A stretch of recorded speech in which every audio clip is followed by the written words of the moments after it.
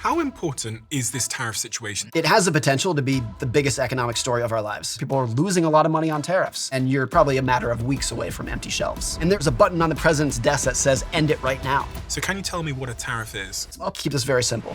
Morgan Housel is the money mindset guru who's shaking up everything you think about wealth and how to achieve it. I looked at the most Googled questions around money, and one of the most popular is how to achieve freedom financially. It is largely a mindset. You have an obligation to understand how money works and how to manage it. And it's one of many topics in which you're gonna learn the best by experiencing the downside. I'll come back to that. The next question is how to save money. So most people view saving money as it's just wasted sitting there, but you need the cushion so that when the economy goes south and there is a recession, I wanna have a level of control over my ability to support my family. So how much money do you think it's sensible to have saved? This is a bad answer that no one's gonna like, but when you look at all these people through history that have generated great wealth, are there like certain strategies they've deployed? one thing that virtually everyone listening to this could learn from is they were way more patient and had way more endurance than anyone else. Also, I wanted to understand investing and this idea of compounding interest. So compound interest is the most misunderstood thing about investing because that's what builds wealth. If you look at like Warren Buffett, he wouldn't want to get haircuts because if he invested that money and leave it alone for 50 years, in his mind, a haircut would cost $10,000. And then do you recommend people try and buy houses, or is it just to rent those houses? So the truth is, This has always blown my mind a little bit. 53% of you that listen to this show regularly haven't yet subscribed to the show. So could I ask you for a favor before we start? If you like the show and you like what we do here and you want to support us, the free, simple way that you can do just that is by hitting the subscribe button. And my commitment to you is if you do that, then I'll do everything in my power, me and my team, to make sure that this show is better for you every single week. We'll listen to your feedback, we'll find the guests that you want me to speak to, and we'll continue to do what we do. Thank you so much. In 2020, my older brother Jason came to me after spending more than a decade working in the finance industry. And he said to me, Stephen, there is one book you need to read to understand money. And that was your book, The Psychology of Money. And that's how I came into your world and understood who you were, what you think. And really, this book has shaped how I think about money ever since. And this is why I loved having you on the show last time, but I was insistent to speak to you again with everything that's going on in the world right now. Morgan, what is the most important thing we should be talking about at this present moment based on, I guess, the subtitle of this book, Timeless Lessons of Wealth, Greed, and Happiness? Thank you, Steve. It's so good to be back. I think what I like about what you just said, and thank you for that, is that you said the book changed how you think. Mm-hmm. And that's important because the book does not tell you what to do. Nowhere in the book do I say, this is how you should invest your money. This is how you should spend your money, because you're different from me and everyone else. We're all different. I've always just been interested in how people think, like what's going through your head when you're making investing decisions. Mm-hmm. And if you can understand greed, fear, risk, envy, jealousy, those topics, that is way more important than anything they will teach you in a PhD finance course at Harvard. Not that the technical stuff doesn't matter, but the psychological stuff with money is everything. I mean, so many money problems in the real world have to do with impatience, envy, greed. That's it. It's not that people don't know the formulas, don't know the data, don't know, how to calculate compound interest by hand. None of that matters. It's envy, it's impatience. And so that, as a writer, that's what I was always interested in. Like, I'm tired of people giving advice and saying, these are the stocks you should buy. And here's what the economy is going to do next quarter. I was like, no one was any good at it. But I was always just fascinated in what's going on in people's heads.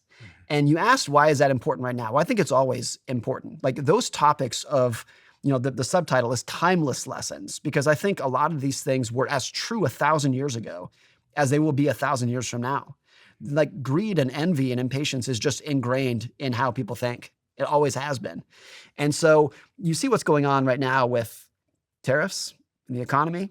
Stock market's gone up a lot. Bitcoin's gone up a lot. So these points have always been true, but a lot of them are magnified right now. A lot of people have made a lot of money on Bitcoin. A lot of people are losing a lot of money on tariffs. So greed, fear, envy, it all kind of just collides. It is right now. How important is this tariff situation that we find ourselves in? Because we're seeing it all over the news everywhere. Tariffs, Trump's done this, 10% here, blanket tariff here. Does it matter? And maybe even more specifically, does it matter to the average person? It has the potential to be the biggest economic story of our lives. It doesn't have to be. One thing that's very interesting about the tariff story is that if you compare it to 9/11 or COVID or 2008, the banking crisis, the tariff issue that we're going through right now can be ended in 1 minute. There's a button on the president's desk that says end it right now.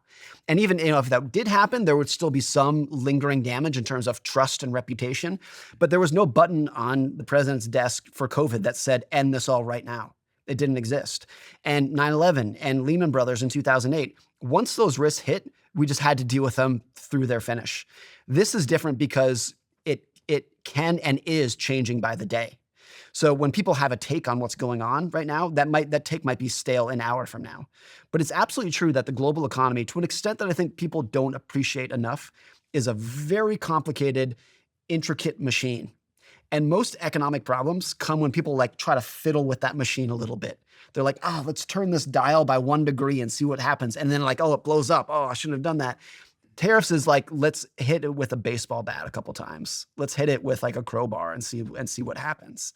The global economy is so interconnected. And if you go to your local grocery store, Target or Walmart, whatever it might be, and go around and look at where that stuff was made. And it's all over the world. It's it's everywhere. And once you shut that down and put barriers on that, it can become a big problem very quickly. One thing I've noticed in the last couple of weeks that I think is very interesting are the number of educated and smart friends that I have who send me a text or a call or an email and say, hey, can you explain what a tariff is? I see this word, but I don't really know what it is. And I think that's important because I don't think the average person understands what can happen to the economy if this persists for a long period of time. I'm so glad you said that, because I've been waiting for weeks now to ask somebody like yourself who studied economics to explain in a simple way what a tariff is. And feel free to use an analogy. I think about 50% of people have no idea what a tariff is. Yeah. And then on a sort of an incremental scale, people's clarity gets better and better. And I would estimate about 5% of the general population could articulate what a tariff is, 5% or less. So can you tell me what a tariff is? The first I would say is tariffs have been used for hundreds of years. And there can be a very good, useful purpose for them in the economy. I think as they're structured right now in the United States, it's a huge mistake. It has a potential to be a catastrophe. But they can be a useful thing in the economy. This is not a black and white thing. What a tariff is keep this very simple. The United States buys a bunch of computers that are made in China, a bunch of iPhones that are made in China. They're on a container ship. They ship them to the United States. When they get to the port in the United States, the importer, which is Apple, bringing the iPhones in that are made in China, an American company, has to pay the tariff that's okay. put on it. And a lot of people, and it's very understandable why they would think this, would say, well, no, in that situation, China pays the tariff. And there could be a situation where China starts discounting the iPhones. The company that's making the iPhones would discount it. There can be some offset. But the person who's paying that tax is the importer. So often we think about, we've applied the tariff to China. Right. So what's happening is China having to spend the 10%, or I think the tariff currently is 125, 145. 145%. The number doesn't matter because trade will just stop at those levels. It just won't happen. So if Apple import an iPhone now with that tariff level, then Apple would have to pay the 145% when it arrives at the shore Correct. of the United States. I mean, here's an example that most people will understand. Sales tax. In most states in the United States, it's 6 to 10%. If you go to the store and buy something, you add the sales tax to that. VAT in the UK. Yeah, fair. Who pays that is not the store, it's the customer. So even if the tax is put on the seller passes it on to you, the customer, and it says right on your receipt, you bought something for $10, and then there's your sales tax, and here's what you're going to pay in the end. And so it's similar from that. Now, let me explain this, why there would be a very useful case for tariffs to show that this is not black and white, and this is not, all tariffs are bad. This happened in the United States during COVID. We were virtually 100% reliant on masks, N95 masks that were made in China and Korea, and not in the United States.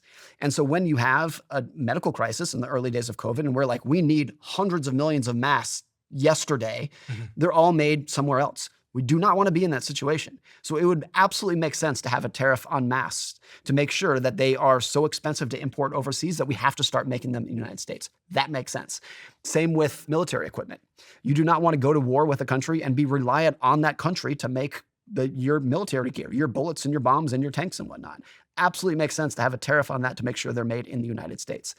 That said, so it's not black and white, but to have a blanket tariff and say everything that comes from any country, anywhere in the world, and China's going to be this to an extreme degree, is going to have a tariff on it. And whether that's between 10% for all countries or 145% from China, that, I've used this analogy before that if you talk to dietitians, there is a huge amount of debate over what's the best diet should you eat. Should you be keto? Should you be vegan? Like everything in between. There's so much debate. All of them agree that processed sugar is bad. Nobody thinks processed sugar is good. And tariffs are that with economists. Like there is so much debate among economists on what should the tax rate be? What should subsidies be? Should we, like free market versus subsidies? There's so much debate. No serious economist thinks that you should have a trade war. And the thing is, this is not new. We've been doing this for hundreds of years. And it's very well known that in the 1930s, the Great Depression, we put huge tariffs on in the early days of the Great Depression. They didn't know it was called the Great Depression back then because we put them on and it shut down global trade. And it's easy to think that if you put tariffs on your own country, that will make it easier to manufacture. Like all those jobs that we shipped overseas of building cars, they're all going to come rushing back to America. And it very rarely happens like that when you have a trade war. But what I mean by trade war is we put tariffs on China, they respond to put tariffs on us, and you just go tit for tat, and you go back and forth, and it's like mutually assured destruction in economic terms. So why is Trump doing it then, in your view? Because he's given lots of reasons. He said that they're ripping us off. He says lots of countries have been ripping off the United States. How do you unpack what he's saying there, and what do you believe the true reason is underneath there? To his credit, Trump has been very consistent on this for literally 40 years. You can go on YouTube. He gave an interview in, I think it was 1986. He went on Oprah in 1986 talking about how free trade wasn't free and that Japan and other countries were ripping us off and that the solution to it were tariffs. So this is not a new view. This has been a lifelong quest that he's had. I would say not necessarily Trump's views, but I would say it absolutely makes sense that there is a large chunk of America that looks back to the period of 1950s, 1960s when we were a manufacturing powerhouse and says, that was better than what we have now, and we should go back to that. I get why people would say that, because it's true that we've lost a lot of manufacturing jobs in the last 50 years. I think manufacturing jobs peaked in the late 1970s, and we've lost something like 10 million manufacturing jobs that we had, versus what we had back then. Mm-hmm. And I get why, if I was in that situation, I would probably feel the same. Where I would push back is the situation that we had in the 1950s and 1960s, where it was just America manufacturing powerhouse, were a very unique period that I think is virtually impossible to bring back. And I'll tell you why. At the end of World War II, 1945, Europe and Japan were in rubble. They were decimated from the war. America was not decimated whatsoever. And so we had basically a global manufacturing monopoly for a period of time. China was not in the equation. South Korea was not in the equation. India, Bangladesh, they were not in the equation. It was basically Japan, the United States, and Europe, two of which were just struggling to feed their citizens. And once they got that under control, it was like we have to rebuild the damage from the war. So America had about 20 years from 1945 to the mid-1960s of we have a manufacturing monopoly. And then we had 16 million US soldiers come home from the war. And there was so much pent-up demand for them to buy homes and washing machines and cars and radios and all these things. And all of them were built in America because nobody else could build them. And that created a really special time when, because we had a manufacturing monopoly, it was just like factories everywhere. We built up so many factories during the war. There was endless demand for those products. And this is an important part too. White-collar workers during that period didn't make that much money relative to what they did before or since. And that was important because the wages that the blue-collar manufacturing workers were earning felt great by comparison. So if you were an auto worker in Detroit and you compared your wage in 1955 to the local accountant or dentist or doctor, by comparison, relative to today, you're like, oh, it's pretty good. Yeah, the doctor makes more than me, but not that much more than me. I drive a Chevy, he drives a Cadillac. His is a little bit nicer, but we're living mostly the same lives. And so I think that was a lot of the feeling of prosperity in the 50s and 60s, was this very unique period of manufacturing monopoly as Europe and Japan were rebuilding. And by comparison to other workers, it felt amazing. And then at about the 1970s, Japan and Europe had gotten themselves back together from the ravages of World War II, and they became manufacturing dynamos in their own right. And I don't think we really understood this in America until 3 companies came in, which were Toyota, Honda, and Nissan. And they started selling cars in America. And at first, it was very easy to be like, look at these little like lawnmower toys that they're importing. Because you compared like an early Honda Civic to like a Chevy Camaro in the 70s. And it was like, you can't even compare them. So at first, the reaction of American car companies were like, these guys are a joke. No one's going to buy these little cars. But then gas prices surged in the 70s and 80s. And all of a sudden, the cars that Americans wanted was the tiny little Honda Civic that got really good gas mileage. And then once they started buying them, they were like, hey, this Toyota, this Honda, this Nissan, it's actually a pretty good car. It's actually pretty well built. And I think there was a lot of denial among American manufacturers that these other nations that didn't exist for 20 years in terms of a global manufacturing source were actually pretty damn good at it now. And then one other thing happened to wrap this up, then this might be the most important part of it. The reason that you cannot reasonably expect the manufacturing powerhouse to come back as it was is, yes, we did ship jobs to China and Mexico and Canada and India that used to be in America. And that has contributed to the massive decline in manufacturing employment. But a bigger factor in there is automation. And if you look at I would challenge people to do this. Go on YouTube and look at a Tesla assembly line in the United States. I'll put it on the screen. It is what you will see. It's amazing. It is a miracle of engineering. What you will see are armies and armies of robots and very few people. And if you compare that to the 1950s assembly line, what you see are biceps and backs and people hauling around material. So because we got so good at automation, even if we bring manufacturing back to America, and that we still do a lot of manufacturing in America, it doesn't require the amount of employment that it used to. It doesn't require the amount of manpower. And the people who do work on Tesla manufacturing lines, by and large, are working on computers overseeing the robots. I mean, here's one stat that I thought was always interesting to me. In 1950, there was a U.S. steel plant in Gary, Indiana. It produced 5 million tons of steel and had 30,000 workers. Today, it's still operating. It produces 8 million tons of steel and has 2,000 workers. So it's producing more steel today than it was in the 1950s. And they went from 30,000 workers to 2,000. Because what used to be done with biceps and backs and shoulders is now done with machines and robots.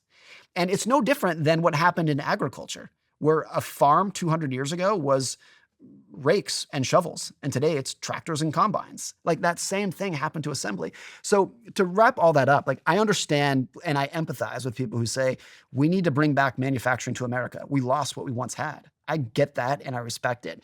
But I think the unique circumstances and automation makes it just extremely unlikely to ever happen. How did China get in there? And why are they the factory of the world? What are the core components that went into them being able to produce all of the things that we use on a daily basis at a fraction of the price that they're able to produce them here? Tim Cook of Apple gave a really interesting interview a couple weeks ago. And he said, you might think that we manufacture iPhones in China because it's cheap labor. And he said, that's not really true anymore. It used to be, but China is not the cheap labor country anymore. That's moved on to Bangladesh and Cambodia and other places. The reason they manufacture in China is expertise. And I think it's okay to admit, and people should admit, that your country and also your company and you individually can be very good at some things and not very good at others. China is just extremely good and extremely talented at particularly like low-end manufacturing.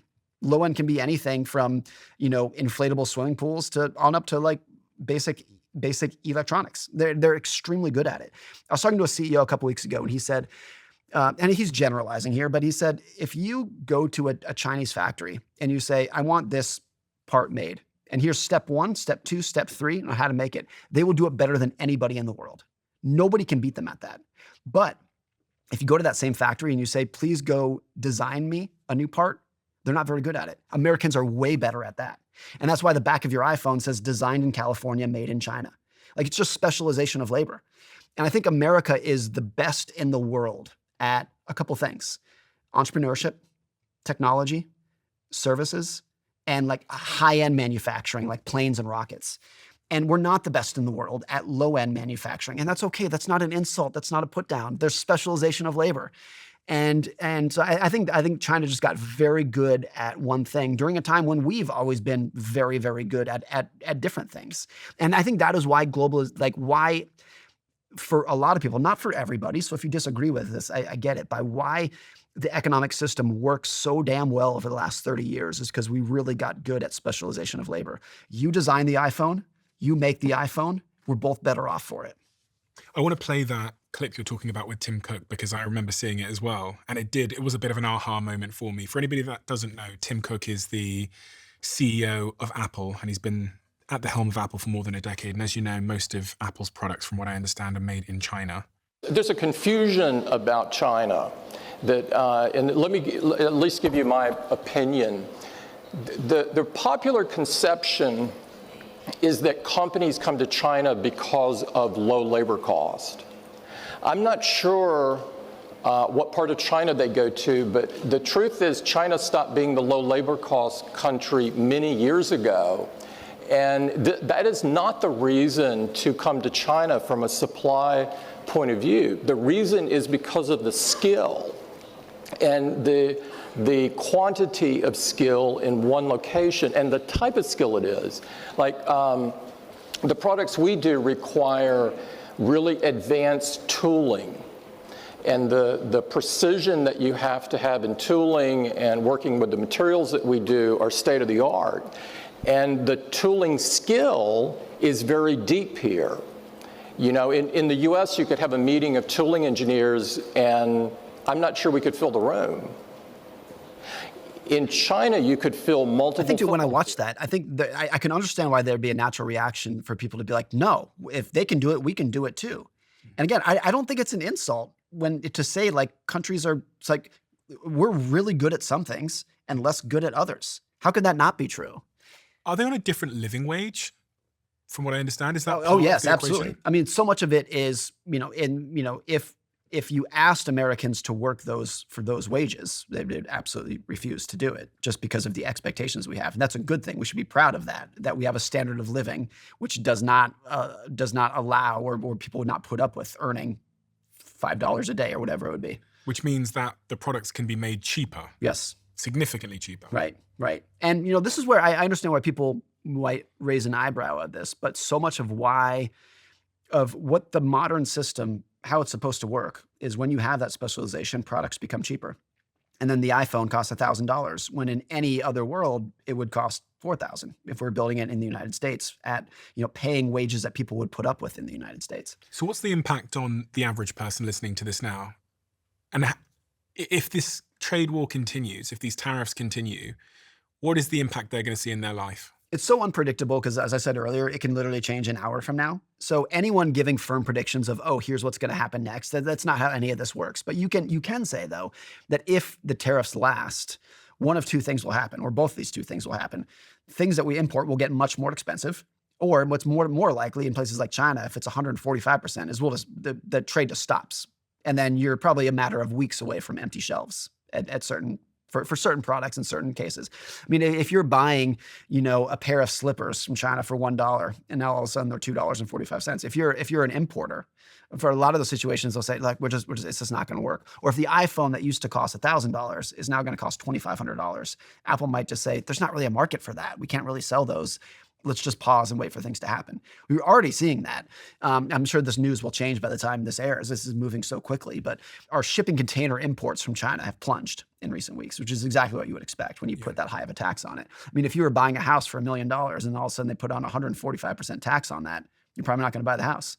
And that's what's happening now. You'd be dumb not to wait. Right. I was sat here yesterday with the CEO and she said to me that she gets the majority of her products, pretty much all of them from China. And when she's looking at the tariff situation, she's figured out that if she buys those products and sells them at her current price, she's losing money on every unit. Yeah. So she's like, I'll lose $9 on importing for example, like a dress. It's like, so I have no incentive now to continue to sell that dress. And if my only choice is to raise the price by like 150% to my customer. Right.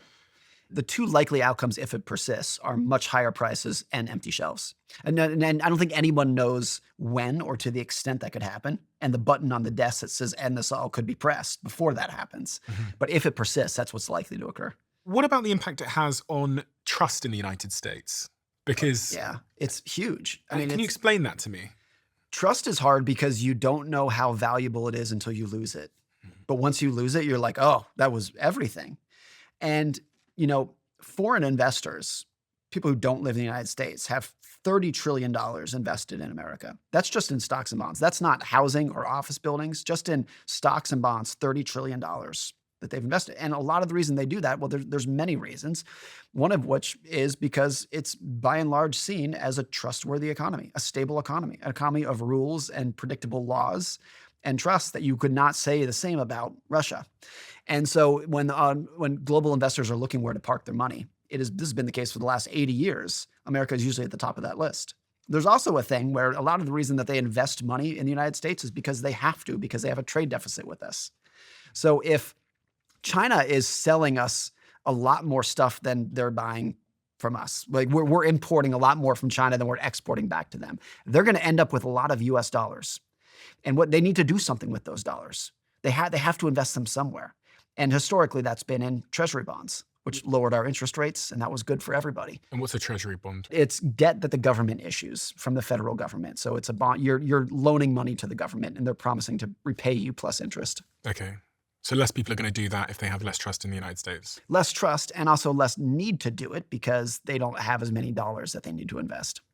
Are we heading for a recession? Because I saw some stats earlier on that said the probability of a recession has surged by 45%, which is the highest since December 2023, because of the tariffs. That was from Reuters.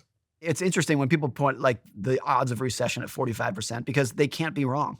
Like if there isn't a recession, they'd be like, yeah, we said it was 45%. We didn't say it was going to happen. So my answer, if you said, are we heading for a recession, would always be yes. If you asked me a year ago, if you asked me 5 years ago, like historically there's a recession. In modern times, it's been every 4 to 5 years that it's occurred. And so we shouldn't pretend that when they happen that they're this crazy out of the blue thing. It's an inevitable feature that you're always going to have recessions. But is this going to cause it? What is a recession?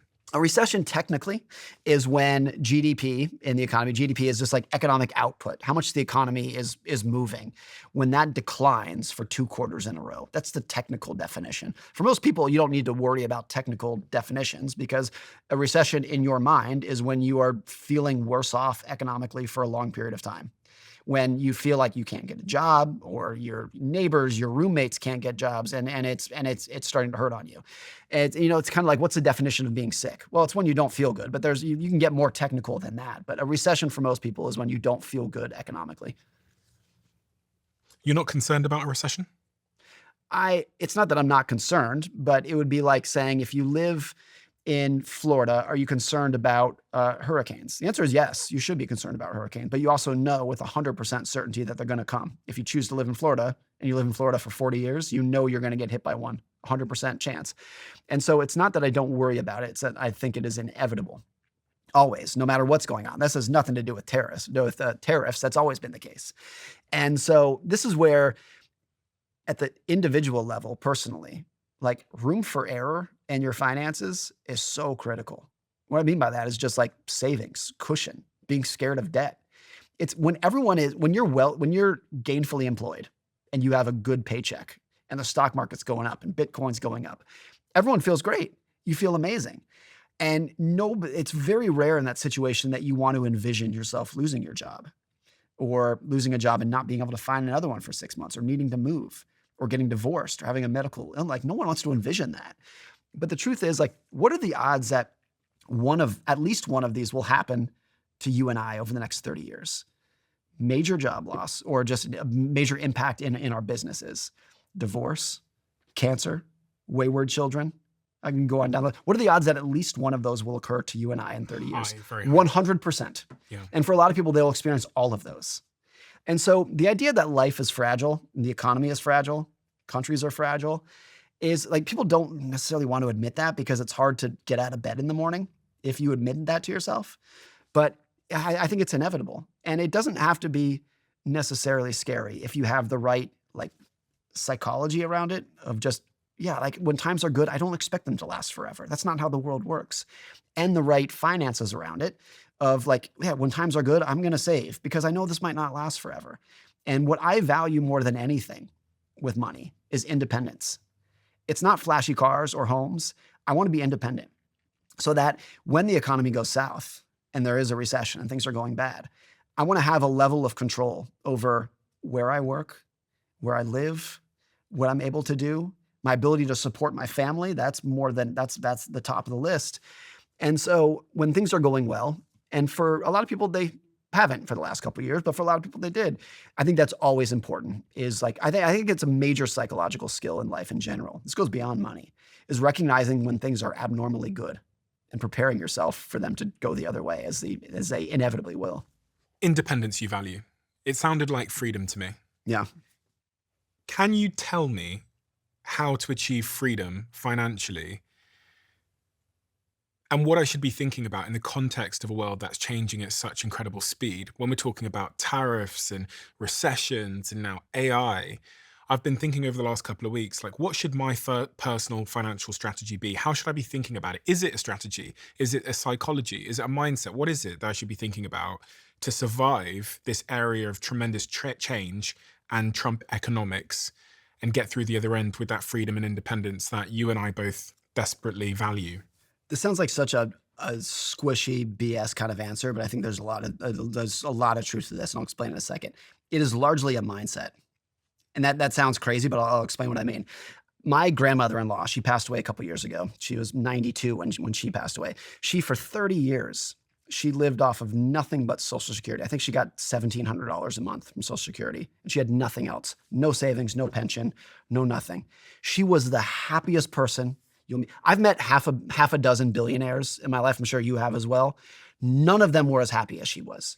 And she was like financially broke, but she had this level of psychological wealth that was like unparalleled. And the reason was off $1,700 a month, that was all she needed. She was perfectly happy toiling in her garden, watching birds, going for walks, hanging out, reading from books from the library, perfectly content with all of that. She didn't need anything else. So she had very little money, but she wanted even less. And so like she had a level of independence that a lot of billionaires do not. Because if you are a billionaire, if you have $1 billion in the bank, but you are so encumbered by your business, your employees, your suppliers, your customers, you're waking up at 3 a.m. sweating because you got this email and you're stressed out about it, you actually have very little independence in that situation. Your shareholders or regulators are coming down on you. I mean, we see this. There's no one in particular here, but we've seen very wealthy people kind of become sycophants to politicians. And the truth is, a lot of those like mega billionaires absolutely rely on politicians and regulators to keep their machine moving. And so my grandmother-in-law on $1,700 a month had a higher level of independence than a lot of those people do. And that's why I say like a lot of this is a mindset, because the truth is the vast majority of people listening to this could have a level of independence. It's not that you can retire tomorrow, but you can have a level of financial independence once you realize that the key is managing your expectations more than it is how can I just pile up as much money as I possibly can.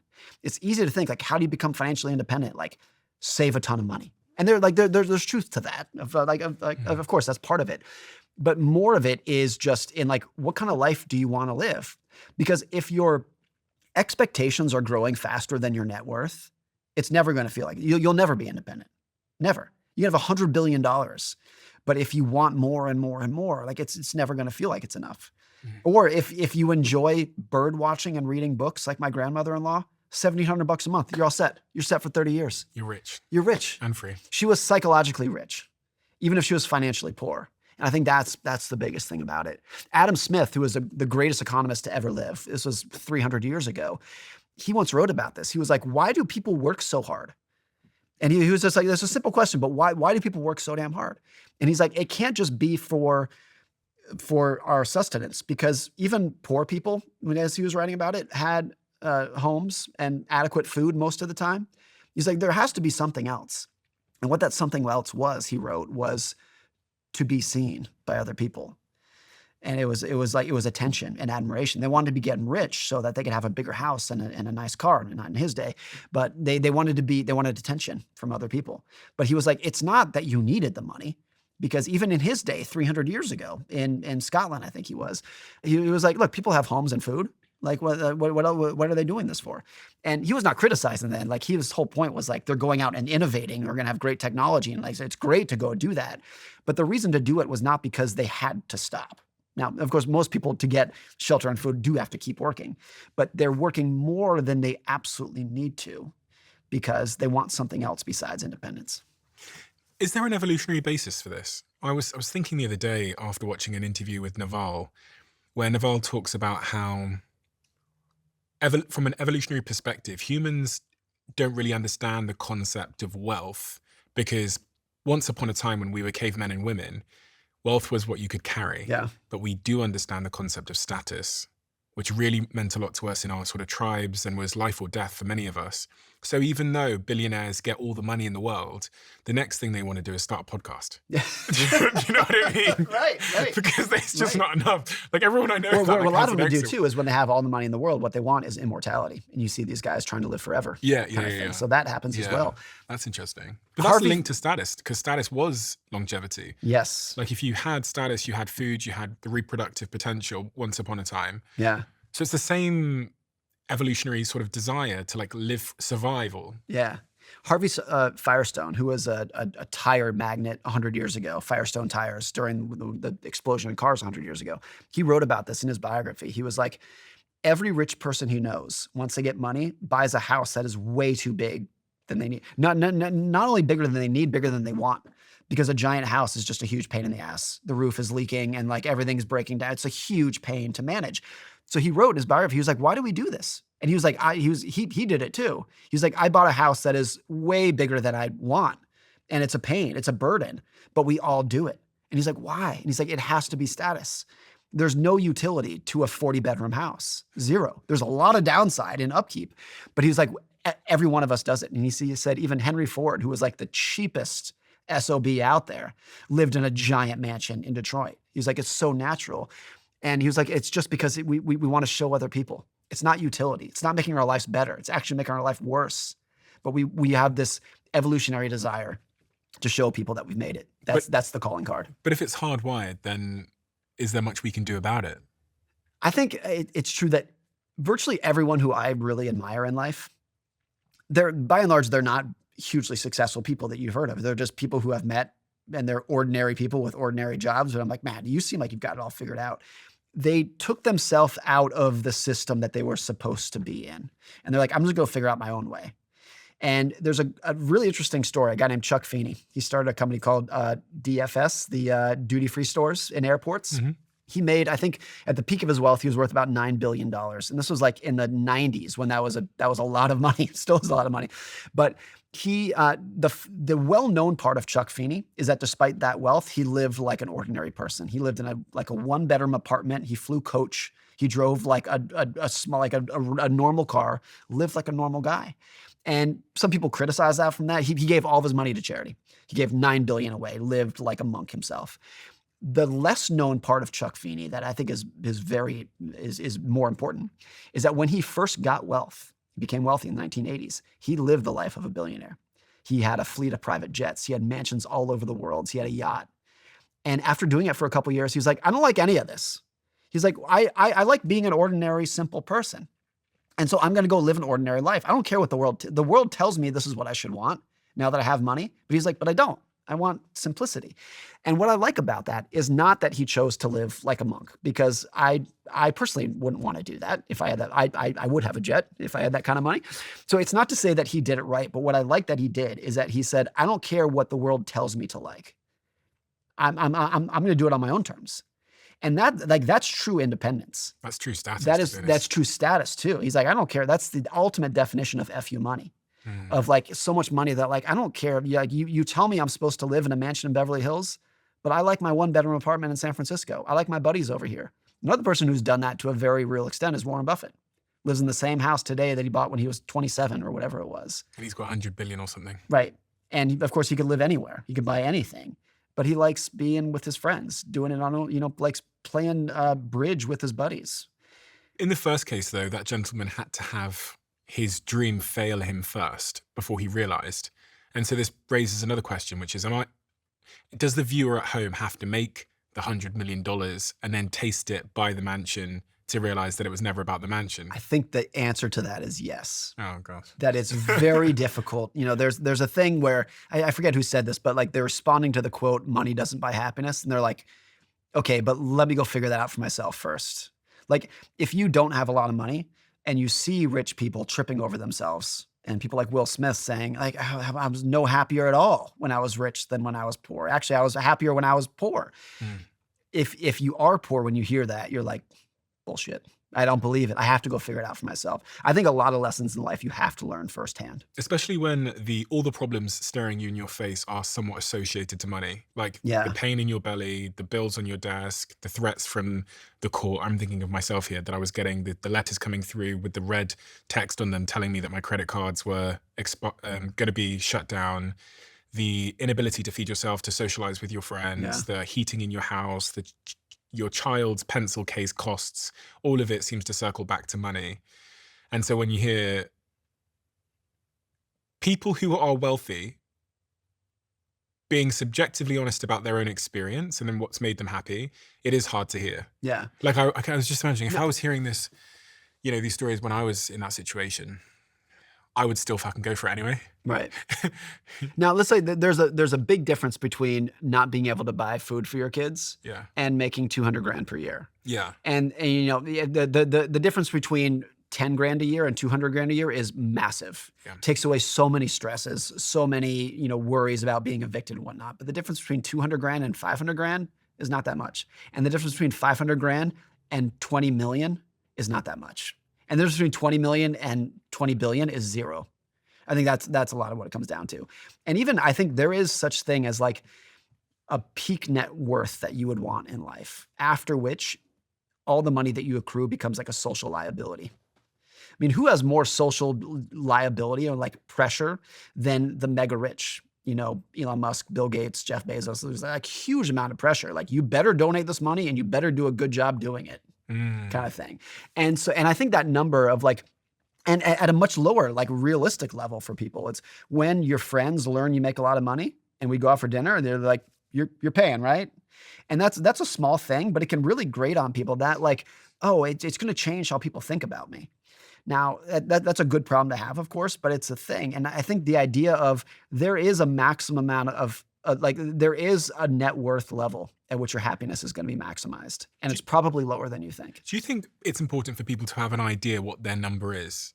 I don't think anyone really does, because I've done this in my own life. I'm sure you have too. When I was 19, I was like, oh, if my net worth was this amount, I'll be happy forever. And then I was fortunate enough to hit that amount. And I'm like, okay, but what if we got over here? And you just keep going up the ladder forever. Is there such thing as FU money? Like, is there a number where you think you've hit FU money? I saw some thread on Twitter and it was like, comment below what you think FU money is.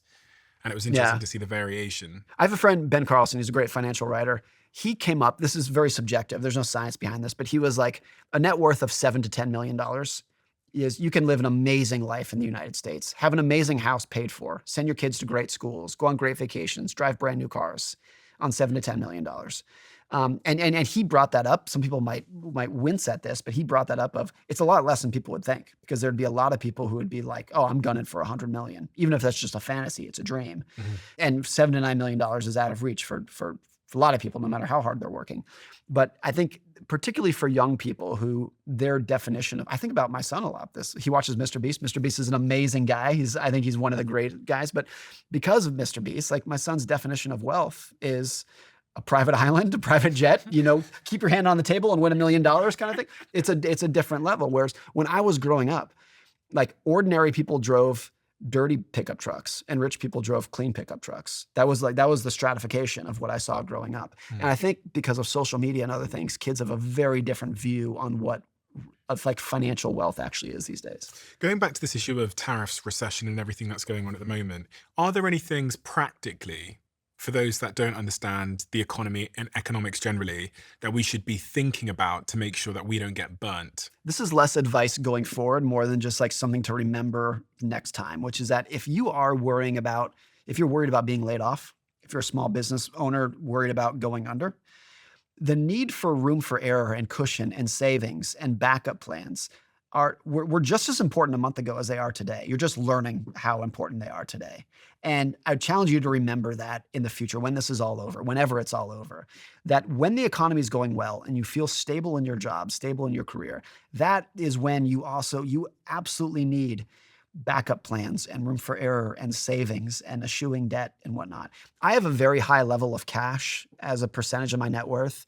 And a lot of financial advisors would look at that and say, like, what are you saving for? Like, what's going on here? And I'm like, I don't know. I'm saving for a world that I know is very fragile. And I have no idea what's going to happen to me personally or what's going to happen to the economy. But if you're a lay student of history, you know that things break all the time. And so my advice to you, if you're realizing that for the first time, that how fragile the world can be and how the job security that you thought you had might not have been as strong, remember this next time, how important room for error and backup plans are. And relative to your personal costs, your personal monthly costs or overheads as they call them, how much money do you think it's sensible to have saved? It's so hard for that because everyone's I'm sure people watching this will be in a massive range of incomes. I would say this is a bad answer that no one's going to like, but pretty much as much as you can. I mean, I'll give you one example of this. When COVID first hit in March of 2020, the average restaurant I heard had enough cash on hand to last them for 14 days. And then all of a sudden they were looking at a 6-month lockdown. And so I think one answer to that question is however much you think you'll need, it's probably more. The other more practical example of this is in 2008 during the financial crisis. A lot of people were losing their jobs, not for 2 weeks or 1 month, but they were losing their jobs for 12 months. And they got unemployment benefits, but it wasn't enough. And so is it practical to say like you should have 12 months of saving? It's probably not practical for a lot of people. But the answer is as much as you can, while realizing that the world is more fragile than you probably think it is. The other protagonist of change at the moment is artificial intelligence. And I've spent a lot of lonely, quiet hours in my room thinking about the impact it's going to have and trying to develop my own thesis on what it means as a creator, as a podcaster, as an investor. And I wanted to understand how significant you think artificial intelligence is and if it at all impacts your thesis around money and wealth and investing and saving. I'm not even remotely an expert in AI, but as someone who's looked at like the history of technology, one thing that sticks out clear as day when you study technology, when in hindsight, when you're looking at a new technology that you know went on to change the world, the computer, the car, the airplane, those things, when you know like this was a turning point in civilization, if you go back and look at what the optimists were saying at the time, they massively underestimated it. And that's what the optimists were saying. Forget the pessimists on it. So go back to the 1920s and see what were the optimists saying about the airplane? They were underestimating it by 100-fold. What did the optimists say about the car? They underestimated it by 100-fold. Computers, it's the same. And the Wright brothers themselves came up with the first airplane in the United States. The Wright brothers themselves primarily marketed their plane to the US Army because they did not really foresee much use for an airplane outside of the military. They knew you could strap a machine gun on it and the Army might like that. But did the Wright brothers foresee Delta Airlines, like an Emirates, an A380? Like not in a million years. And so I think it's true that in a lot of things in life, I think it was Peter Thiel who said this. He was like, when things are going wrong, you underestimate how bad they're going to get. But when things are going right, you underestimate how big it's going to be. I may have butchered that quote, but it's something like that. And it's clear that AI is right. And so it's almost certainly the case that even the optimists, even the Sam Altman optimists, are underestimating where it will go. And a lot of the reason for that is because new technologies is not what the inventor, whoever that might be, built. It's what other people go on to manipulate it as. And that's why the Wright brothers came up with a plane, and now we have the A380. Like it's other people manipulating things along the way to create something just gigantic. One perfect example of that with AI is OpenAI have created this large language model which can do all these wonderful things, but then people are using that same technology to create AI agents, which are equally astonishing. I spent the last couple of weeks using AI agents to build some software. I'm someone that has no ability to code at all, but I can sit in my bedroom and speak to this agent and tell it to build me a new to-do list or a new website for the podcast that tracks who's been on the show and follows them in the news. Like, I can tell it to do anything. And for what's probably costing me $1 a day, it's building me software now. And we're just at the start of that exponential curve. So if we now think that these large language models are going to be able to create things, create digital things, things on the internet, this podcast is on the internet. We know that it can create podcasts. We know it can create videos, images, software. I look at that and go, you play this forward. And if I apply your optimism analogy, your optimism lens to it, where I go, we're underestimating this curve. It's really hard to see how this isn't tremendously disruptive in the long term. Not even in the long term, like in the short term. I'll give you one example. You talked about coding there. We're doing a little remodel on our house right now. And one of the things you can do is take a real picture of a room, upload it in. We use ChatGPT for this and said, hey, paint it this color, remove this wall, put this in. It is better than any designer will be able to do it. And it's right there, boom, in front of you. Seconds. And you can multiply that story by 10,000 different versions of that stories for 10,000 different jobs. I'd see it as a writer, where I don't use it to write. I write all my own words. But one thing that I've played around with, I don't really use this as that much of a tool, but just more of an experiment of like, I'll upload a chapter from a book that I wrote and say, hey, give me some feedback on this. And it wasn't that good a year ago. It's pretty good today. It's pretty good. So if you're looking for like a writing assistant, it's amazing. Now, the downside of that is everyone knows, like the high schoolers and the college students who use it to write the essay, just write the whole thing. Yeah. That's probably not great. But if you're using it as a helper, it's probably the best writing teacher that's out there. So right there, in my just like tiny little world of, I really don't know anything about AI, but interior designer, editor, go on down the list of jobs that like literally 3 months ago, I would have been like, oh, that's a very valuable job. And all of a sudden you look at this tool for $1 a day, as you said, you're like, it's pretty good. What does history tell us about how this shakes out? Like, when these industrial revolutions come along, or the technological revolutions, where does the value accrue? And how do I participate in that value? I guess one good analogy from right here, and it's probably not as powerful as what we're dealing with right now, but the closest is probably, it wasn't that long ago, the late 1800s, that 80% of Americans were farmers. That's what it was. And then the Industrial Revolution and the tractor and the combine came along. And all of a sudden, it was like, we don't need that many farmers doing this. What people used to do with shovels and rakes can now be done with a tractor. And a lot of those people found themselves out of work. And for them, it was very disruptive, but they also, the farm laborer found himself pretty easy to go into the factory, because they were working on, they were good at working with their hands and whatnot. And so to go from that into the factory was not an easy transition, but it was a transition they could make. Now, do you have that same transition did not take place from manufacturing to technology. The auto worker in Detroit could not just learn to code and work at Google like that. And so it was much less seamless. And I think what we're dealing with now will be even more of a disruption, that the people who are being disrupted out of AI are going to have a much more difficult time historically to move into where the economy is going next. So the idea that an industry is disrupted and you need to go figure out something else to do, I think has gotten progressively harder over the last 150 years. And when we moved from machines to technology, it was a significant leap also for the user and for the customer and as well as for the employee. So that transition took time. But I was reading something the other day that said, now that we're native internet users, we all are, billions and billions and billions of people use the internet. This is like a new application on the internet, which explains why it's growing so fast, that we haven't had to learn. Yeah. This generation know how to type something on a screen. So there hasn't been this big jump in fundamental skills like there was from like going from a piece of machine to an iPhone. So this acceleration will be quicker. So therefore one would assume that the transition will be more severe. And I think about even things like driving.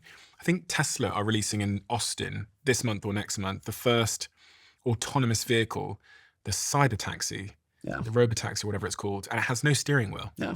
And the profession of driving, from what I understand, is the biggest profession on earth. The biggest profession, truck drivers in general. Yeah. On my way here today, I did not touch the steering wheel. Yeah. I did not touch the pedals because I'm in a Cybertruck and there's a button on it which auto drives you to wherever you want to go. Yeah. And typically, I'd probably have got an Uber. Yeah. But now I can sit there, do my work, and it drives for me. And that's also AI. Yeah. You- No, it's crazy. And back to the analogy, like when the farmer had to go work in the factory, it was a transition. He may have had to move, but he did it. And that's why we went from 80% of the population were farmers to 2%, which is what it is today. But they were able to move in. The manufacturer to technology struggled. And I think it's going to be now like the truck driver, to tell the truck driver, well, just go get a job at OpenAI kind of thing. Like, it's funny to even think about because it's preposterous. But the thing with OpenAI, from what I understand, is they have less than 100 employees. Right. And the reason they That's have right. less than 100 employees is because they're using AI to To build, do the work. and they'll increasingly do that, especially when they hit AGI. Right. They're probably going to 4 employees. Yeah, and this is why I think they have 100 employees. I think they've purposefully kept it low because they think AGI is around the corner, which is this very, very advanced form of AI, which is going to be able to, like, I think they call it self-reinforce, where Yes. it teaches itself. Synthetic data. Right.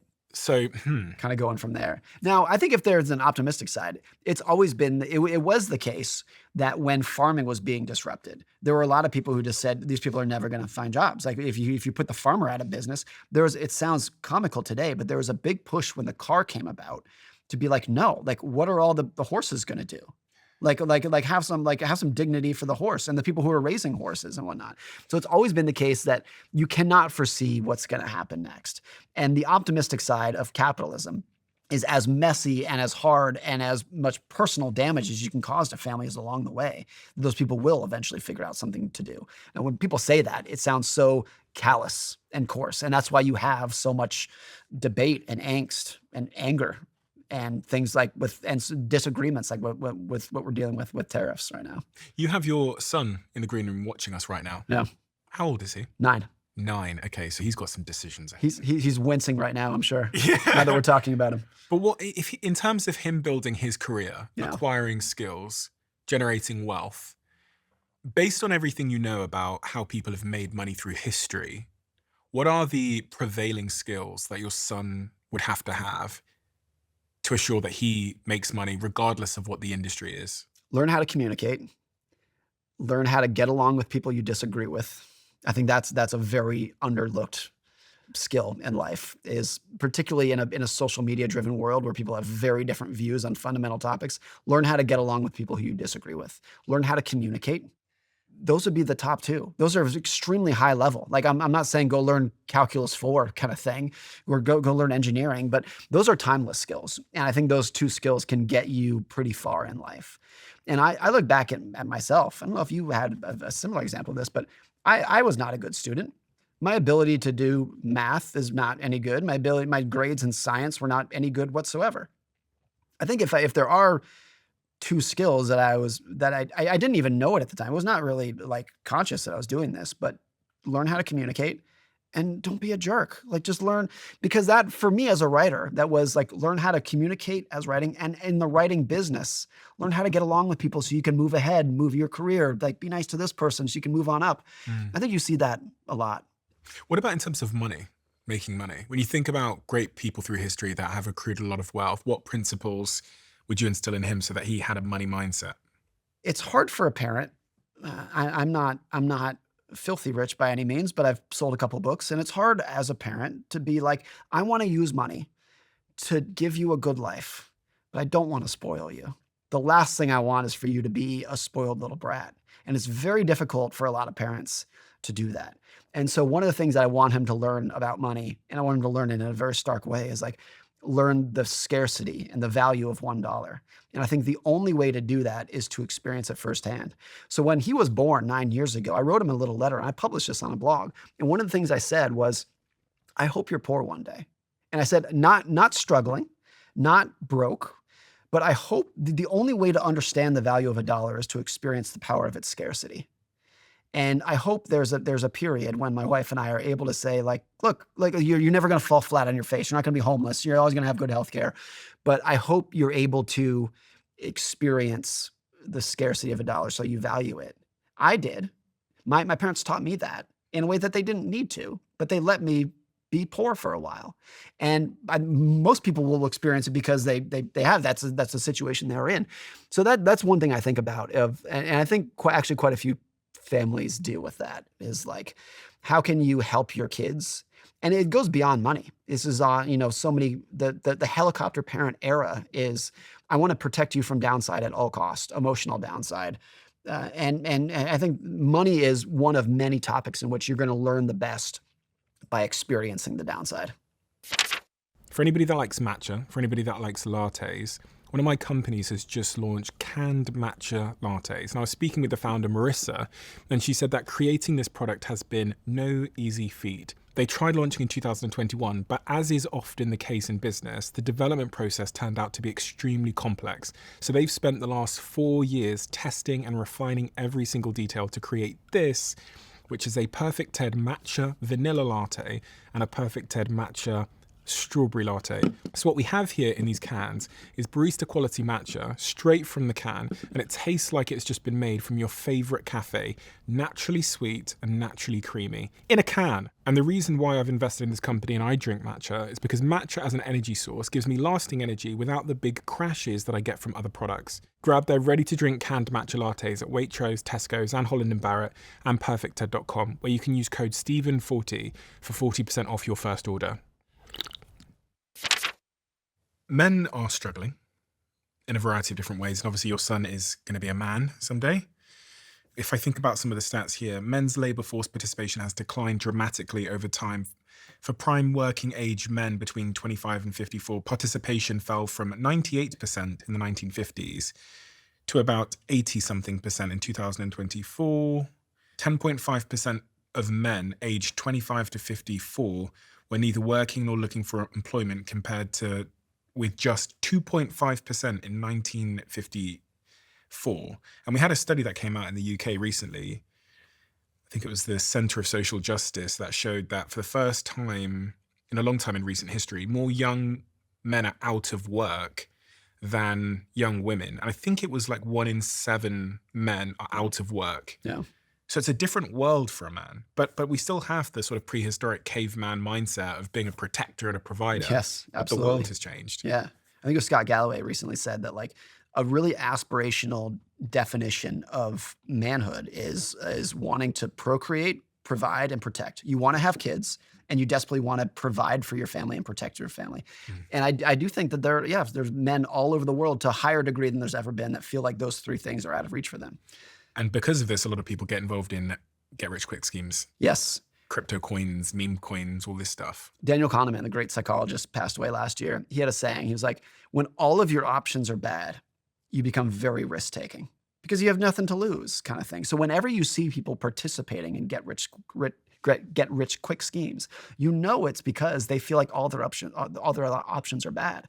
If you believed that if you could go to college and learn a skill, or not go to college, but if you can go learn a skill and go work hard and earn a stable paycheck to provide for your family, 99 out of 100 men are to say, that's the one I want. Mm-hmm. But if you believe, whether it's true or not, if you believe that option's not available to you, you're like, let's throw it all on this new coin kind of thing.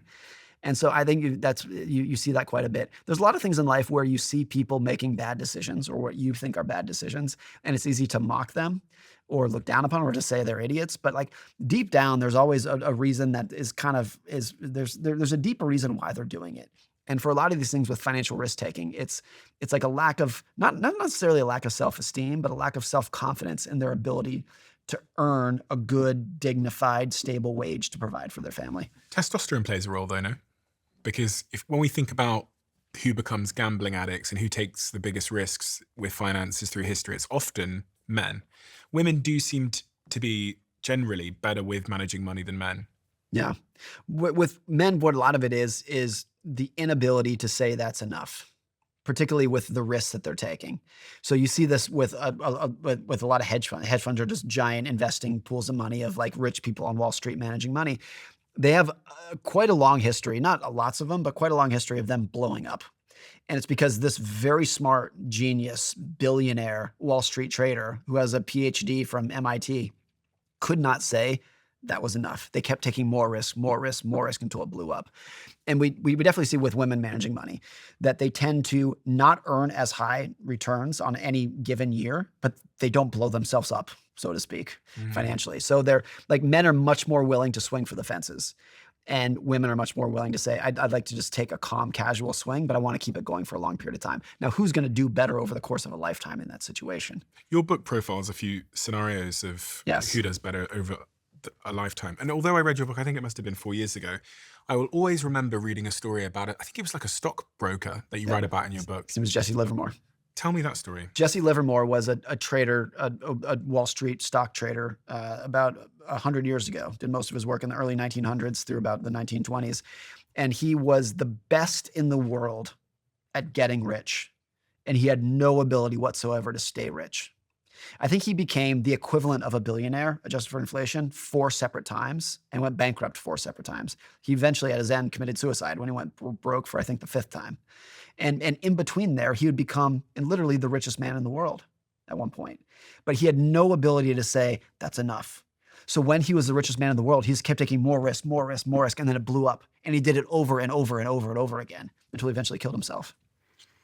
Damn. It's amazing. It's an amazing story because punctuated through his story of failure and bankruptcy and eventual suicide is a level of success that like Steve Jobs could not even fathom. No one in history, I think, was better at getting rich than he was. And he could not keep it. And for most people, like a much better situation, of course, is like you don't need to become the richest person in the world. You can just make a modest amount of money that's going to support you and your family, but keep it. Don't keep taking more risks that's eventually going to blow it up. Just keep it and it's okay. What do you think of crypto? I don't own any, so maybe that's the summary of how I feel about it. But I also think the only take that I've had on it is like, if you don't think that some of it is inspiring, and then you're not paying attention. But if you don't think that 99% of it is a joke, then you're not paying attention. And I say that because most people are one or the other. They either think the whole thing is a scam and they don't understand any of it. It's a bubble, it's going to burst, or it's literally the greatest invention of human history. And I think whenever there's a new technology, you're likely to get like those extreme, one of those camps. But also in the history of technology, what you would see is that 99% of the new players, the new companies, the new products won't exist in 10 years.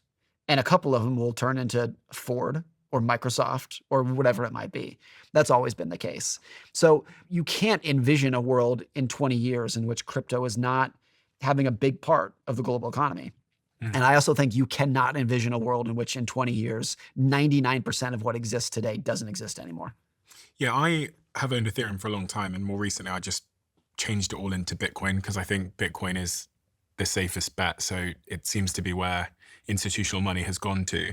And I'm doing the same thing as you. I've never like traded coins in my life or anything, but I think most of it is probably going to zero, as we've seen. But I think Bitcoin feels like the place that the market has decided will be the stablest, but it's not contradictory in history to say that this new technology will change the world forever. And at the same time, you're probably not going to make that much money on it. The best example of that were the railroads, which was probably the most transformational new industry in US history. Like to have a railroad going from the East Coast to the West Coast, that changed everything in such a profound way. And the vast majority of railroad investors lost all their money. So you could get it right. This is going to change the world forever. It does not mean that you're going to make that much money on it. And that's not to say that most crypto investors. No, I would say it's almost certain that most crypto investors will not make that much money. That's pretty standard historical. I mean, the other thing is in cars. In the early 1900s, there were 2,000 car companies in America, and 1,997 of them went bankrupt.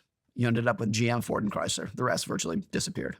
So it's always the case that in a new technology that changes in the world, there's a big gap between this is going to change the world and everyone's going to get rich on this. One of the things that made me question my hypothesis on crypto was Google released this new computer. I don't know if you saw it, called Willow. The quantum computer that can crack, or in theory in the future. I've talked to people about this, that like you can't believe in crypto and quantum at the same time. People who are much smarter than me say that's not the case, that you can augment the system. I don't really understand it, but people who are much smarter than me say they're not worried about it. Google built a powerful new computer called Willow that uses quantum technology. Some people worry it could one day hack Bitcoin by breaking its security system, but right now Willow isn't strong enough to do that just yet. And they pose that quantum computers may well become strong enough that they'll be able to hack Bitcoin's system that keeps it safe. Right. Because there is a certain amount of compute that could affect. That doesn't exist right now, but That doesn't- could in the future with quantum Yes. computers. Right. So like all assets, I mean, if you look back through history, we've used different things as stores of value. Yeah. And many of those things, whether it's the tulips or whatever else, aren't our current store of value. So it's conceivable to think that Bitcoin as a store of value does have a shelf life. Yes. But that's, I mean, of course that could be the case. I mean, gold, which has been, a store of value for thousands of years, has gone through periods where it surged and then fell 90% and sat there for 20 years, kind of thing. So even when you have something that is a historic, like, very objective store of value, that doesn't mean that you know what the price is going to do next month or next year or even the next 10 years. That's a totally different thing. When you look at all these people through history that have made money, lost money, etc., generated great wealth, are there like certain strategies they've deployed? Because when I think of like Warren Buffett, I'm like, okay, so he like compounded for like 80 years, blah, blah, blah, invested. He was an investor. Then you've got this other strategy, which might be entrepreneurship. Yeah. Some incredible company like Elon Musk making SpaceX or Tesla. Do you have it distilled down into a set of different strategies that are often deployed to equal wealth? I think if there's one big one that is applicable to ordinary people, you can come up with like different marketing things, but like that's not going to apply to me or you. One thing that sticks out, that is a common denominator that virtually everyone listening to this could learn from, is they were way more patient and had way more endurance and kept it going for longer than anyone else. David Senra, who's a great podcaster, right? So he has a podcast called Founders. He said this one time. He was like, he hears from entrepreneurs who are like, man, I listened to your podcast. I'm a founder. I have a company, and I'm going to sell my company next year. I'm going to sell it to Google. And David's like, did you learn anything from the historical entrepreneurs of Rockefeller or Steve Jobs or Bill Gates? Those people ran their companies for 50 years. They ran their companies until they died, kind of thing. These are not people who are looking to be like, I'm going to create a company and then sell it. I'm going to start another company and then sell it. They keep it going for as long as they possibly can. The big wealth usually does not come. It almost never comes from like a great idea that just surges out of the middle of nowhere.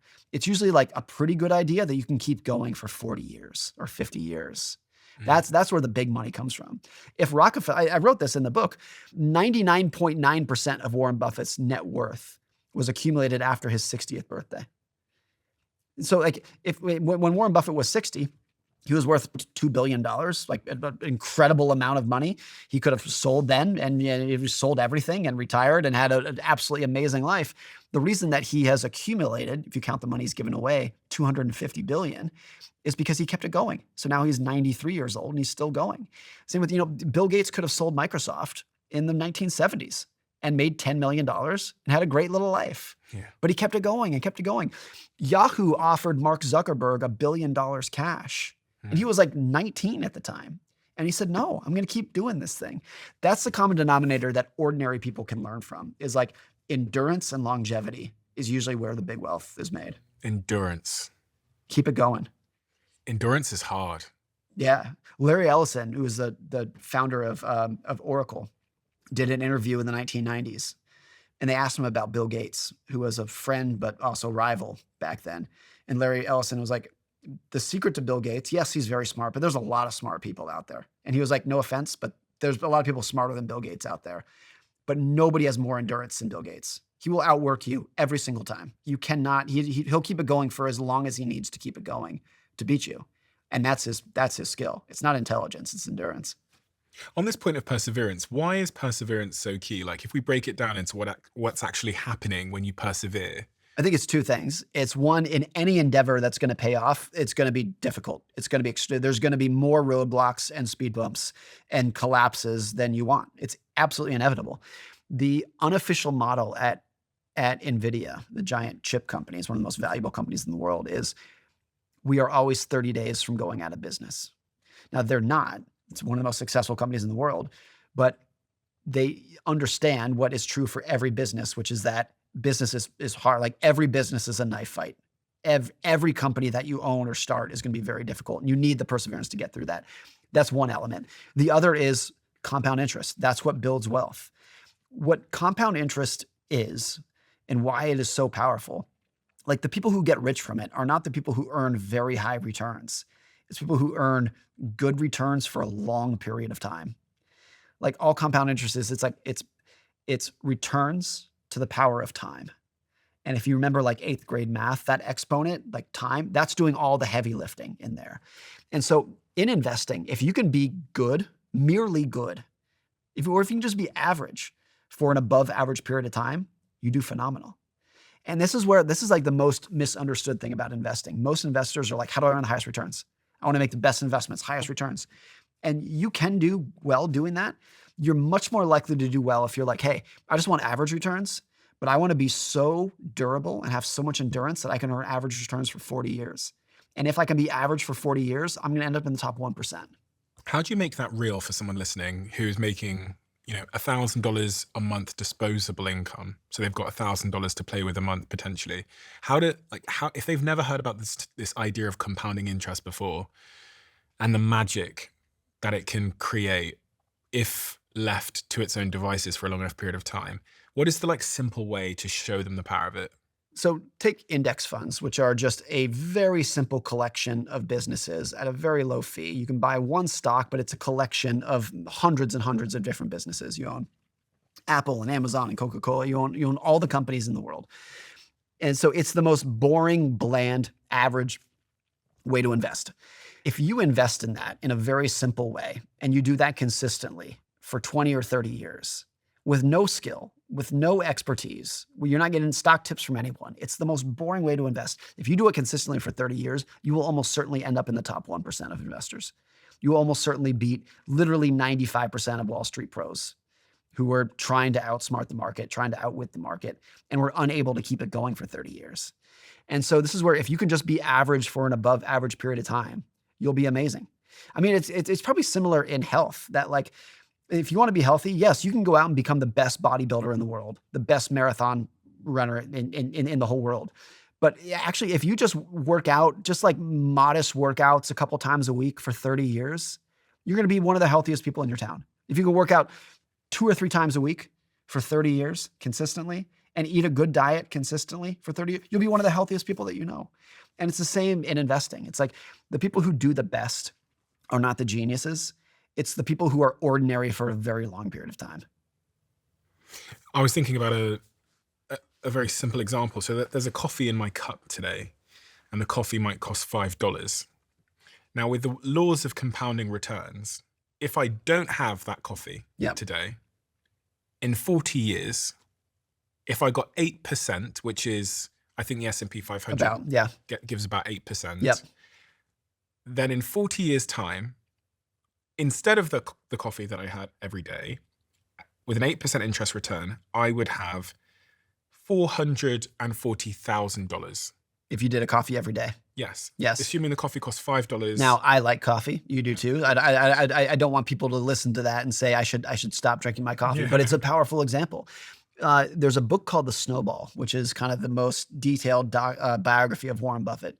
And it would talk about how when he was on his adulthood, he wouldn't want to get haircuts because in his mind, a haircut would cost $10,000 because it was a $2 haircut. But if he invested that money in the way that he knew he could and leave it alone for 50 years, whatever it would be, he didn't want to get a car wash because he would tell his wife, he's like, that's a $5,000 car wash. She's like, what do you mean? It costs $1. She's like, no. But if I invest that money and leave it alone. So he was always thinking about not what something costs today, but what he could grow that money into in the future. I was just thinking about Warren Buffett getting his haircuts. So I thought, how old's Warren Buffett now? He's 93. Okay, so let's say for 80 years, if Warren Buffett didn't get a $5 haircut and instead put it somewhere in the S&P 500, an index fund, which by the way, you can invest in on your phone. 80 years later, Warren Buffett would have 10.3 million. That's it. And that's why he's worth $250 billion today, is because you go through 90 years of thinking like that. And it really adds up. Now, you always have to preface this by being like, please drink your coffee and get a haircut. It's always a balance, but also understand how incredible it can be by doing very ordinary things for a long period of time can lead to magic. It is magic as well. That's such a perfect word for it because it seems... It's magic because it's not intuitive at all. Yes. You don't understand it. You're like, wait, what? I can't understand how a haircut can turn into $10 million. Yeah. It's not intuitive. Like we're not, there's a great example from my friend, Michael Batnick. He said, if I ask you, what is 8 plus 8 plus 8 plus 8? You can figure that out in your head quickly. But if I said, what is 8 times 8 times 8 times 8 times 8? Forget about it. Can't do it. We're not made to think exponentially. We're not meant to think in multiplicative terms. Because nothing was exponential once upon a time.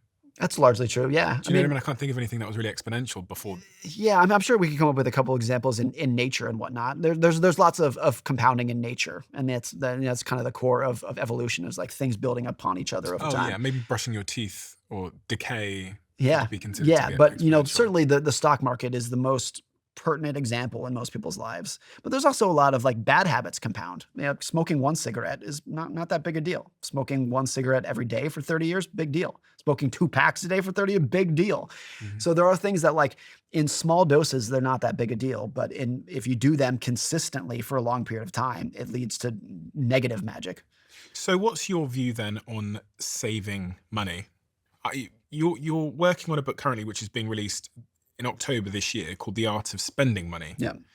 What's your view on saving money? You told me to have the coffee, cut my hair. Yeah. I view savings as, well, one thing, most people view saving money as idle saving. Like if you're not spending it, it's just sitting in the bank doing nothing. And it's just kind of, it's just wasted money sitting there. I've never viewed it like that at all. I view savings as little tokens of independence. And every dollar that I save is a little piece of my time in the future that I own and I control. It's just deferred spending. And I view that as independence. So if you have a lot of savings, it's not just like hoarding money and I'm not going to do anything with it.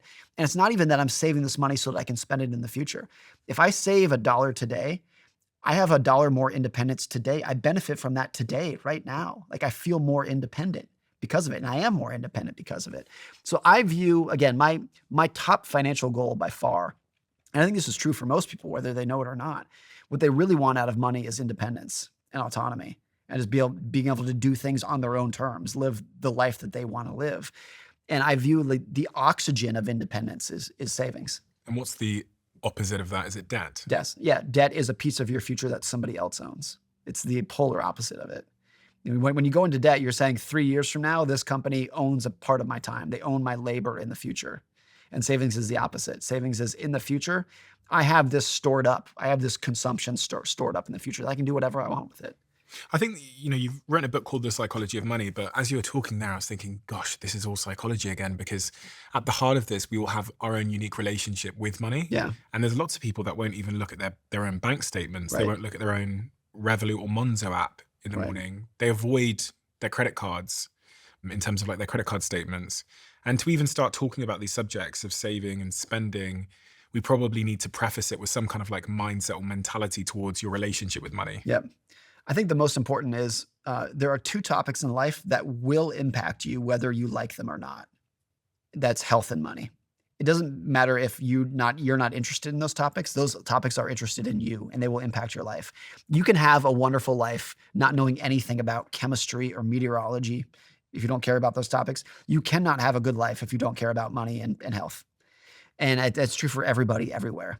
And so I think everyone has an obligation to understand their own relationship with money. Now, some people are going to be, fanatics about it, and other people just view money as just kind of like a necessary tool that they need to get through life. But you have to understand how it works and what it's doing to you financially and psychologically. And so much of modern ills have to do with envy, jealousy, feel like you're falling behind relative to other people. The core of that is usually financial. And so even if you're not the kind of person who's like, I don't care about the stock market and like, I don't really care that much about money. I like having fun with my friends. That's great. But there's a huge component of sociology and just what's going on in the world all the time that is financial. And I think money is like such an interesting window into people's lives. You can learn so much about somebody if you understand what they do with their money, how they think about money, how much they talk about money, how much they want to show off, how much attention they're putting into their clothes and their cars and their jewelry to show other people how much money that they have. You learn so much about someone's psychology. If I learned about your politics, I don't know what they are, but if I learned about your politics, I might learn something about you. But if I sat down and I said, tell me everything about your money, tell me how much you make, how much you spend, what do you value, what do you want to do? I'd learn so much about your personality. In your work on the psychology of money, how much did you think about trauma as a protagonist in the story of one's financial relationships? I think less about trauma. That's a component of it, but more so it's just that we are all prisoners of our unique past. No matter what that is. That's trauma for a lot of people, different forms of trauma, but you grew up in a different country than I did. You have different parents than I do, different values. We're slightly different ages. And so you saw a different side of the world than I did. And that taught you different values. It taught you to aspire to different things than I did. And you and I, in a lot of ways, are a lot alike. I think if we sat down and like talked about broader topics, we'd agree on 90% of things, but we are different.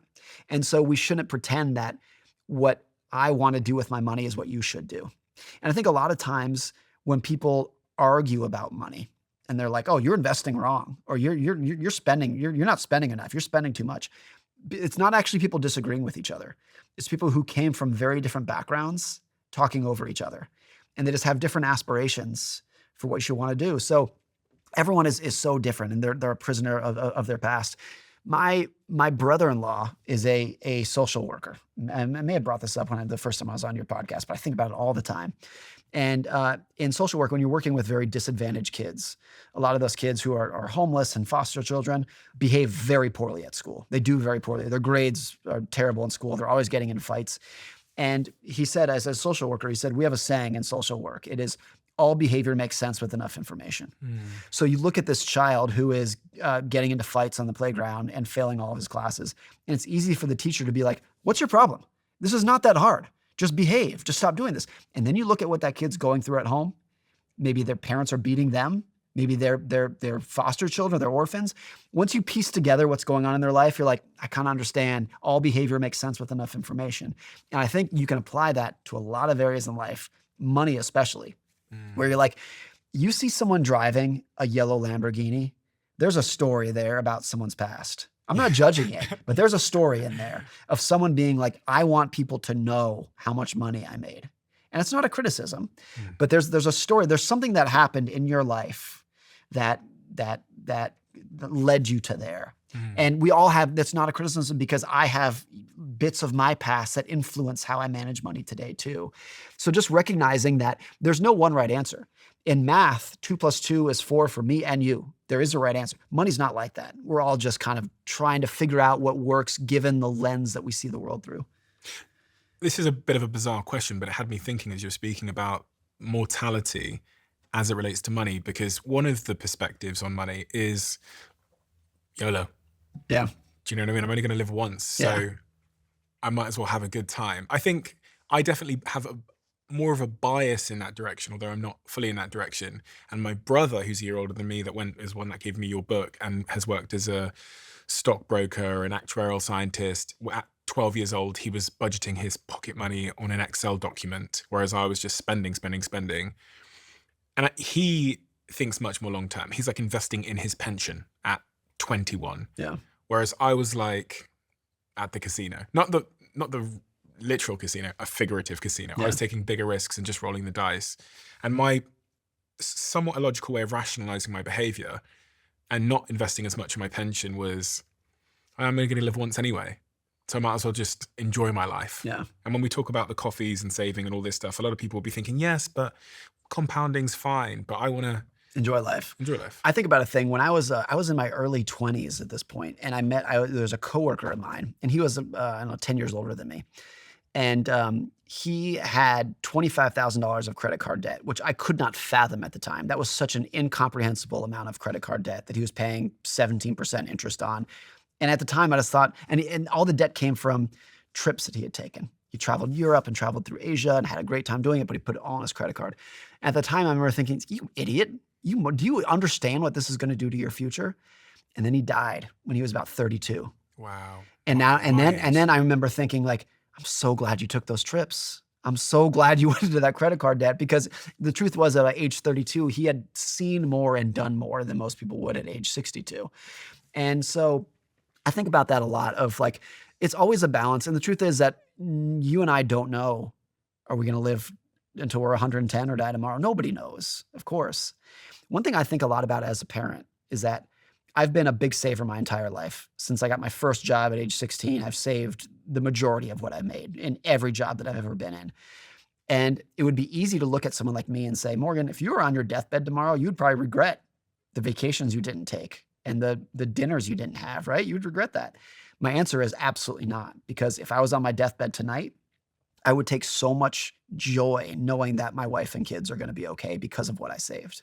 That would be the worst situation I would be in, is on my deathbed and looking at my wife and kids and knowing you guys are screwed. I'm leaving you debt, you know? And so, but that might change as I get older. And so when my kids are hopefully financially self-sufficient, will I still think that? You know, will I still have that need to be like, I need to work and save to provide for my young kids? That's not going to last forever. So it'll change throughout your life. That is literally the worst thought in the world, isn't it? To think that you could be on your deathbed and look over at your family and know that they're about to struggle with bills and with food, and they're probably going to have to sell the house, and their lifestyle's completely going to change when you go. I don't even have kids yet, but I was just thinking about my partner. There's no worse nightmare than that. I think there's an opposite of that, which is in several of the books and studies that have been done on dying. You know, there are quite a few people who have very peaceful deaths, people who know they're going to die of terminal illness, and they're pretty much at ease with it. And when you dig into like, what is those people's psychology? How do you know you're going to die in 6 months and you're kind of at ease with it? One of the big factors is knowing that your family's going to be okay without you, because they are sufficient and they don't rely on you for wisdom and advice as much as they can take care of themselves. But the opposite, if you're on your deathbed and you're like, my children, my spouse is going to have a real hard time without me, that's the most painful thing you can imagine. I could also imagine that one of the great regrets one might have on their deathbed is just not having lived. Because I was thinking about, I sometimes ponder, if I die now, how would I feel? Like if I was given a diagnosis, God forbid, how would I feel? And I feel like I've really gone for it with my life. I feel like I've traveled, I've seen things, I've done things, I've met people, I've lived. So there's a certain feeling there's a certain smile on my face or gratitude when I think about this being the end. So it's a balancing act, isn't it? Between like, I guess you can do both. Between the two, between my friend who buried himself in credit card debt, even though I'm glad he did it given his short life, versus the people who save everything for the end. David Cassidy, who's a very famous childhood actor and had an incredible acting career. He died, I don't know when he died, 10 years ago, 15 years ago, whatever it was. His last words were, "So much wasted time." Those are his last words. And like you think about, and this is someone who was like very rich and famous, had like a very enviable life. And you can't think of sadder last words than "so much wasted time."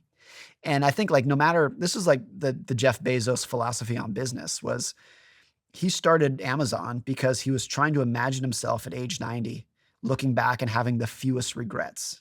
He was like, that should be your framework for life, is that when you're on your deathbed, you have the fewest regrets possible. And he did it because he was like, if I don't start Amazon, I'm going to regret it. But if I do start Amazon and it fails, I won't regret that. So just understanding, like, I think that's a good philosophy. That's probably the broadest definition of risk, is understanding what you're likely to regret in the future. And I don't think anyone has a perfect calibration on that. Like there's a good chance that, heaven forbid, if you did get a diagnosis tomorrow, as you just said, that yes, you would look back and say, man, I really went for it. But you also might look back and be like, man, and not you individually, but any of us would look back and say like, man, I wish I had done this different. I wish I was nicer to that person. I wish I had called this person more, you know? Worked less. Right. That's maybe. A big one, yeah. I think Bronnie Ware found that palliative nurse in Australia, when she interviewed people in their deathbeds, that like, I wish I'd worked less, was super high. And not a single of those people looking back in those situations on their deathbed when they're 90 years old will look back and say, I wish I worked harder. But virtually every one of them will say, I wish I spent more time with my kids. I wish I spent more time with my family. I wish I was nicer to myself. I wish I let myself be who I actually was. I think the top regret of the dying from her work was that I wish I'd lived a life more true to myself, which I kind of interpret as like, I wish I'd done something else. And this gets back to the Chuck Feeney idea of the billionaire who said, I want to live my way. Like being independent is so core to people's happiness. And as I said earlier, like we come from different backgrounds, we have different aspirations, but independence is a very human, natural, universal aspiration to be able to live life in your own way. I'm not sure if we talk about this much, but for that person who doesn't have financial independence because they're entrenched with debts and bills and all these kinds of things, How does one get out of that situation? Because we can't necessarily just save our way out of that situation, can we? People do. It's Yeah. difficult because it's likely that the mindset and psychology that got you there is going to be very difficult to break, extremely difficult to break. I heard this statistic one time. This is a completely different topic, but I think this applies to a lot of things, that the statistic that is most predictive on whether you will cheat on your spouse is how many people you slept with before you got married. The implication being it's very difficult to just flip a switch and say, I'm a different person now. And I think that that idea can apply to a lot of different things in life. And the psychology of I spend way more than I make and I don't care about money and debt. Some people can wake up one day and say, no more of that. I'm going to run in the other way. A lot of people find it very difficult to do. I think one of the hard things about money that's hard to admit for a lot of people, but there's truth to it, is that on the nature-nurture spectrum, a lot of it does lean towards nature, that some people are just wired. Your brother was wired to plan and save, and you were wired to take entrepreneurial risks in maybe a way that he wasn't. And so a lot of it is, yes, you can learn. Yes, you can learn from others and learn new ideas to think about, but we shouldn't pretend that we can fundamentally rewire who we are. The hardest conversations are often the ones we avoid. But what if you had the right question to start them with?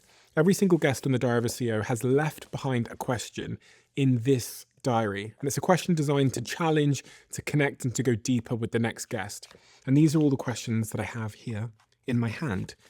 On one side, you've got the question that was asked, the name of the person who wrote it. And on the other side, if you scan that, you can watch the person who came after who answered it. 51 questions split across 3 different levels: the warm-up level, the open-up level, and the deep level. So you decide how deep the conversation goes. And people play these conversation cards in boardrooms at work, in bedrooms, alone at night, and on first dates, and everywhere in between. I'll put a link to the conversation cards in the description below, and you can get yours at thediary.com. Just to close off on this point of saving money, are there any tactics or tricks or ways to think about how to save for those people that might be working in a factory and that don't have a ton of excess income every month? I think if you view savings as I need to save for something in the future, that's hard for people to do. If you have a little bit of a mindset shift and say, I'm going to save so I can become more independent, so that if I lose my job, I don't have to panic and go find the first one that's available. I can take my time and find another one. That's independence. If you have a medical emergency, you're going to have some options on how to treat it and where to go. That's independence. Viewing every dollar that you save as a token of independence, I think, is a mindset shift that makes it a lot easier for people to do versus if they're just saying, I need to save to buy a new car. I asked this because earlier on I looked at the most Googled questions around saving, and the most popular question is how to save money. Yeah. How to save money. Now, they might be asking, like, what to do with my savings. Do I put it in a checking account? Do I put it in a savings account? Do I invest it? That might be part of it. Or it might be as similar to saying with tariffs. People genuinely don't know what it means. The second most Googled is, what is a high yield savings account? Yeah. And I think that those questions, they're not bad questions. There's no bad questions. I was asking those questions at one point in my life too. But it gets to the point of, like, you have an obligation to understand how money works and what it's going to do to you and how to manage it. It's not a nice to have. Everyone's going to have to deal with these topics, whether they like it or not. I love this quote from your book where you say, one of the most powerful ways to increase your savings isn't to raise your income, it's to raise your humility. Yeah. I think you get there when you realize, like, nobody's looking at you as much as you are. And nobody cares about your Range Rover and your Rolex as much as you did. They may have meant a lot to you, but no one else was thinking about them that much because they were busy thinking about themselves. They were busy thinking about their own car. And you realize how much modern spending, and this has increased in the social media age the last 10 or 15 years, is trying to get strangers' attention. It's trying to put on a show, put on a performance for people that you think are paying attention to you, but they're absolutely not. They're not paying any attention to you whatsoever.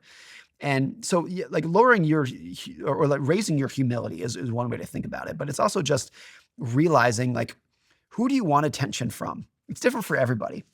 For me, I want my wife, my kids, my parents, and like 3 friends to love me. And I desperately care about their attention. I desperately care what my kids and my wife and my parents think of me. And it's fundamental to my happiness. And from there, it declines real quick. You know, there's a couple of really close friends who are in there, and then there's some like colleagues and whatnot, and it declines very quickly from there. And strangers, the person driving around the street, could not care in the slightest. And maybe that sounds obvious, but so much of what we do with money is a performance to impress that guy who's not paying any attention to you whatsoever. And so I want to put a lot of effort into fostering the relationships with those 6 or 7 people. I want to put tremendous effort into that and very little from there. And here's the thing. If I got a Ferrari, would my wife love me more? Like, no. Would my kids admire me more? No. And so the people who I want to love me are not impacted by the fancy things that I would buy. So what do you spend your money on? We live a pretty decent material life, but I also spend a lot of money. So the biggest expense that I have, what I spend money on, is independence. And I view that as a thing I'm spending money on. I spend money on controlling my calendar. I spend money on the ability to say no to work that I don't want to do. I view it as I'm financially independent, and so I can do the work that I want to do. And I've been working on that for 25 years. What else do I spend money on? Here's what's interesting. My son back in the green room, you asked about him. There's a thing I was thinking about just a couple weeks ago. I grew up as a skier. I was a ski racer in Lake Tahoe. And always, particularly when I was younger, there were always people on my ski team who had better gear than me. They had the newer skis and newer boots and cooler gear and whatnot. And I hated it. It made me so insecure. I hated it. And one of the things that I did was when my son started skiing a couple years ago, I was like, I'm going to buy you the best stuff because I was insecure, and I'm gonna make up for that little chip on my shoulder. I'm going to buy you the best gear. And here's the thing. He couldn't care less about it. He could not care less about the fancy stuff that he has, couldn't care less about it. So everyone's different in that. And it also gets back to like a lot of spending is based off of a story or a scar that you had from earlier in your childhood. And where is your capital allocation today? We spoke about this a little bit last time, but in terms of percentages, you have a ton of cash. You said roughly what percentage of your net worth? 20, 25% maybe. We own a house outright and then the rest in stocks. It's a very simple. Our entire net worth is a house, cash, Vanguard index funds, and shares of Markel where I'm on the board of directors. That's it. That's my entire net worth. It's as simple and boring and bland as you could possibly get. And what I want to do with that, the reason I keep it so boring is the variable that I want to maximize for is endurance, as we spoke about earlier. So if my finances are so simple, then I can spend all of my like mental energy. All of the strategy is, how can I make sure that I can just keep this going for as long as I possibly can? So for someone that doesn't know what a Vanguard index fund is, if you had to explain it to your son, he probably knows, doesn't he? But to someone of your son's age, how would you explain a Vanguard index fund? Because you said you've got cash, people understand that. People understand a house. Vanguard index fund. So an index fund is a collection of hundreds, if not thousands, of businesses. So when you buy an index fund, you're owning a little bit of Apple, Amazon, Google, Facebook, all of them. Every public company that's available, you're owning a tiny slice of them. One way to think about it is when you buy an index fund, you're owning a little slice of American capitalism. And which index funds do you invest in and why? There's lots of them. There's tons of them that are equally good. So this is not to say that one is necessarily better than the other. But you must have a thesis. Most of what I buy is called the Vanguard Total Stock Market Index. Okay. The ticker is VTI. Not a recommendation for others, but it's the broadest index. It basically owns every stock that's available to buy in the world. And it does it at a very, very low fee. And so I'm not making any bet on AI. I'm not making any bet on this industry or that company. You're owning a little bit of slice of American business. And what has that yielded as on average over the last couple of years? If you look at like a good historical comparison to what it would be, which is like the S&P 500, if you can go back 100 years. There's a guy from Yale University named Robert Shiller who has data going back to the 1880s on US stocks. And basically what it shows is over time, on average, which that phrase is doing some heavy lifting here, but on average, 8 to 10% per year. And why that is like, there's a big asterisk there is you almost never earn 8 or 10% in any given year. You're much more likely to be up 30% or down 15%. Mm-hmm. And it averages out to 8 or 10% per year, but it's always chaos in any individual year. And is there a reason why you don't just bet on technology, for example? Well, there's a lot of technology in that index fund. That's the highest weight because those are the biggest companies in America, Amazon, Google, and whatnot. But there's also tremendous amount of value that can be created by a company like Procter & Gamble selling toothpaste and deodorant. And there can actually be more value in those kind of companies than technology, because I would bet good money that in 30 years, people will still be using Old Spice deodorant. I would not bet good money that in 30 years, Google is going to be the dominant way that people find information. And so companies that sell the same product for a long period of time, have endurance and longevity, like can actually create a ton of value for their investors. You mentioned the other thing is houses. You have a house. Yep. House sales in 2024 total just 4 million, the lowest rate since 1995. Yeah. I mean, it's one of the biggest social problems, and it's so much bigger than housing and so much bigger than money. I think you can tie everything from homelessness to heroin to suicide to the fact that we in America and a lot of areas around the world have not built enough homes in the last 50 years. That has pushed the price higher and higher and higher.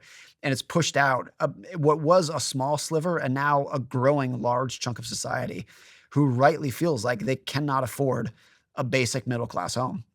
And it's probably one of the biggest societal problems that we face right now is a housing shortage that has pushed housing out of affordability for tens of millions of people. Do you recommend people try and buy houses, or is it just to rent those houses? So I've purchased 3 homes in my life. Yeah. Every one of those 3 homes, I don't feel like I got a good deal. It wasn't like, oh, this is a bargain. Got it. This is a great deal. This is none of the 3 were like that. I bought them. I could afford them. They were I was not going, doing something that I should not have been doing financially. But the reason I bought them is because they were a good, safe home for my family in a community that we wanted to live in. And I was not thinking about, is this going to be a house that I can make a fortune on? Is this going to go up in value? Is this going to go down in value? That was never part of the equation. It was, yes, I can afford this, and it's not imperiling my finances at all. But the reason I'm doing it is because it's a safe, good place for my family to live. And I think generally that's the way to do it. And once people start thinking through the lens of, is this a good investment? Is this going to go up? Or home price is going to fall? Maybe I should wait 6 months because they're going to fall. That's when you're shooting yourself. You're just rolling the dice at that point. And and people get into a lot of trouble doing that when they're like, oh, I know, like I'm going into a ton of debt, but I think home prices are going to double in the next 3 years, so it's okay. That should not ever be part of the equation. It should be, I can afford this, and this is where I want to raise my family for the next 5 or 10 years. I think that's the formula. So it's more about freedom and security than making a quick return. Absolutely. I see. Here's what's interesting, like the psychology of housing too. We bought a new house 8 months ago and sold our previous house. And that house, the house that we just sold, we did end up making a little bit of money on because Seattle real estate has gone crazy in the last 5 years. And really interesting something that happened. So this is just 8 months ago when we sold the house. The day that we closed on selling that house and I got the proceeds wired to me into my bank account, logged in my bank account, and I see that number from selling the house. The numbers meant nothing to me, but the house that we sold meant everything to me. It was like my daughter took her first steps at the bottom of those stairs. My son had his first day of kindergarten, Christmases, Thanksgivings, and it was like, these numbers don't mean anything to me. These numbers are just going into the new house, but that house that I left behind meant everything to me. So that gets back to like, don't think of it as a financial transaction. It should be, this is where you want to raise your family and build some memories. How does it compare to investing in that Vanguard thing if we look at the returns on housing? I have no memories of my daughter's first steps in my Vanguard index fund. That's really it. It's you are investing in a Vanguard index fund because you think you're going to make money over time. Whereas you should not have that mentality when you buy a house. It should be within your financial means, but you should be doing it because it's a good place to raise your family for a long period of time. It does beg a question for younger people who are thinking about building their wealth, because the first thing and the most common thing we're taught as it relates to wealth creation is to go buy a house. Like it's the thing that everybody knows. You leave university, you get a job, and you save as much money as you can to put that deposit down. Yeah. That was true in previous generations, because if you go back to the 1950s, 60s, 70s, we were building so many more homes than we are today that they were much cheaper. Even when interest rates were higher, they were much cheaper. And so the advice of, hey, you got an entry-level job, you should go buy an entry-level house, probably made sense in the 60s and 70s in a way that it doesn't today. The other element here that is very easy to overlook in the housing problem, the housing debate, is that the homes that we found adequate in the 50s and 60s, we would not find adequate today. So Levittown in New York is like the prototypical example. That's when, like, end of World War II, build big, like build the middle class community, to build this huge new community called Levittown in New York. And that was like the typical white picket fence middle class home that we like long for today. And they were cheap, they were affordable. The average new house in Levittown was 700 square feet. It had two bedrooms for an average of a family of 5 or 6 moving into it. 1 bathroom for those 6 people, no air conditioning, no garage. It would be a house that if I showed you today, you would be like, it's a crack house. Like nobody like would say that is a beautiful middle class house. So expectations over time have increased tremendously. So now the average new middle class house is 2,200 square feet, where it used to be 700. So like what an entry-level house is, the definition of that has expanded tremendously over time. And if your children come to you and they say, Dad, I'm 25 years old and I've just got some excess cash here. I've got $20,000, $40,000. I'm thinking of putting a deposit down for a house. My wife and I rented for years. And looking back, at the time and looking back, it was the best thing that we ever did. We rented for 10 years before we bought a house because we lived in 5 different cities and we could just easily just pack up and go. And we weren't tied to anything. We had flexibility. And it was pretty much the week that our son was born, when we had our first kid, that it was like a switch in my head. I was like, I need to go have my own house, because the flexibility that I enjoyed when we were childless, it was the opposite. I was like, I value stability now. I want a stable house for my family. And it was like instantly that switched. And so that was not a financial decision of like, I need to go out and buy because I have some extra savings. It was like, I want my house that is mine. And there's not going to be a landlord that sends me a letter and says, oh, sorry, you're evicted, or sorry, we're selling the building, you need to leave. This is my house. That was the shift for me. It feels like when we rent, we're wasting money though. But it's not in the slightest. I mean, for anyone who's owned a house, you know the expenses that go into a house. It's not just the mortgage. It's the broken water heater. It's replacing your roof. It's the expenses that go into it. Like, you want to talk about throwing your money away, try replacing your roof on a house that you own. That feels like throwing money away. And it's hard for the brain to conceive, that renting might be the same as buying a house. When you net out and you factor in opportunity cost and flexibility and the ability to get on a plane and go to London to do that job. And you can't quantify that flexibility. So my wife and I lived in 5 different cities. Some of those were because we got jobs that we didn't, in different cities we had to move. You can't quantify that flexibility, or it's very hard to. But in the moment, it was everything. Yeah. I remember when my wife got into grad school, and it was like, great, pack up this city and move to this city. And it's just like no handcuffs, just get up and go. Versus if you own your house, like anyone's tried to sell a house, like it's a nightmare. And so you can't quantify that, but it meant everything in the world to us now. My brother said this to me. He's a very smart guy. Now I reflect upon it. He said this to me when I was younger, because I think at 25, when I got some money, I was telling him, maybe I'll buy this house. We should look at this house. And he explained to me in simple terms that the flexibility that I had to get up and move was actually worth so much more than maybe some of the equity that I might accrue from buying a house. And now I look back on it, from that day onwards, I then moved to New York and I lived there for 3 days. Then the pandemic happened and I suddenly quit my job out of the blue unexpectedly. And I moved to Portugal, then went to Germany, then went to Bali for several months, then flew back to the UK, London. Now I've just moved to LA. Yeah. And that's all in the space of 4 years. Incredible. And I've gone with the opportunity. So when the opportunity comes knocking and the podcast starts doing well and then this happens and then Dragon's done this, I've just moved with the opportunity. And if I'd bought a house, you'd be locked down. There are so many people today who bought homes in 2021, 2022, and their mortgage rate was 2 or 3%. They have a 2 or 3% mortgage. And a lot of those people want to move today because they can get a better job at another city. They want to move and they feel like they can't. Because they have golden handcuffs for this super cheap mortgage. Because if they sold their house and bought a new one, their new mortgage rate would be 7.5%. And so those are people who, like, a lot of those people look back, and when they bought in 2021, they're like, we won the lottery, 2% mortgage. This is amazing. And looking back, they're like, gosh, we would have been so better off renting if we had the flexibility to move. So interesting. So much of economic prosperity over history is your ability to move. And that's been true for hundreds of years. Like, if you want to see like a basic measure of how wealthy any economy is, like, how often do people move? Because moving is usually a symbol of opportunity. And the more that they're locked down and feel like they can't move, the more stagnant and like sclerotic that economy is going to be. What's this idea that you have of asking $3 questions? I heard you talking about it. I stole that from an author named Ramit Sethi. Oh, who is yeah, a brilliant. very well-known author. And he says, too many people ask $3 questions when they should be asking $30,000 questions. What he means by that are when people say, how can I save more money? They say, I should stop drinking coffee. That's a $3 question. And that does not making any difference to you. What you should be asking are $30,000 questions like, where should I go to college? Should I go to the cheap school or the expensive school? Where should I live? The cheap city or the expensive city? Should I rent or should I buy? Those are $30,000 questions. And we spend a lot of mental energy on $3 questions that don't move the needle that much in our finances. For most people, there are only a couple of expense items that actually matter to your finances. That is your housing payment, either rent or mortgage, your car payment, childcare, healthcare, and that's pretty much it. And yes, you're going to spend money on other things, but those four, that's the vast majority of what people spend money on.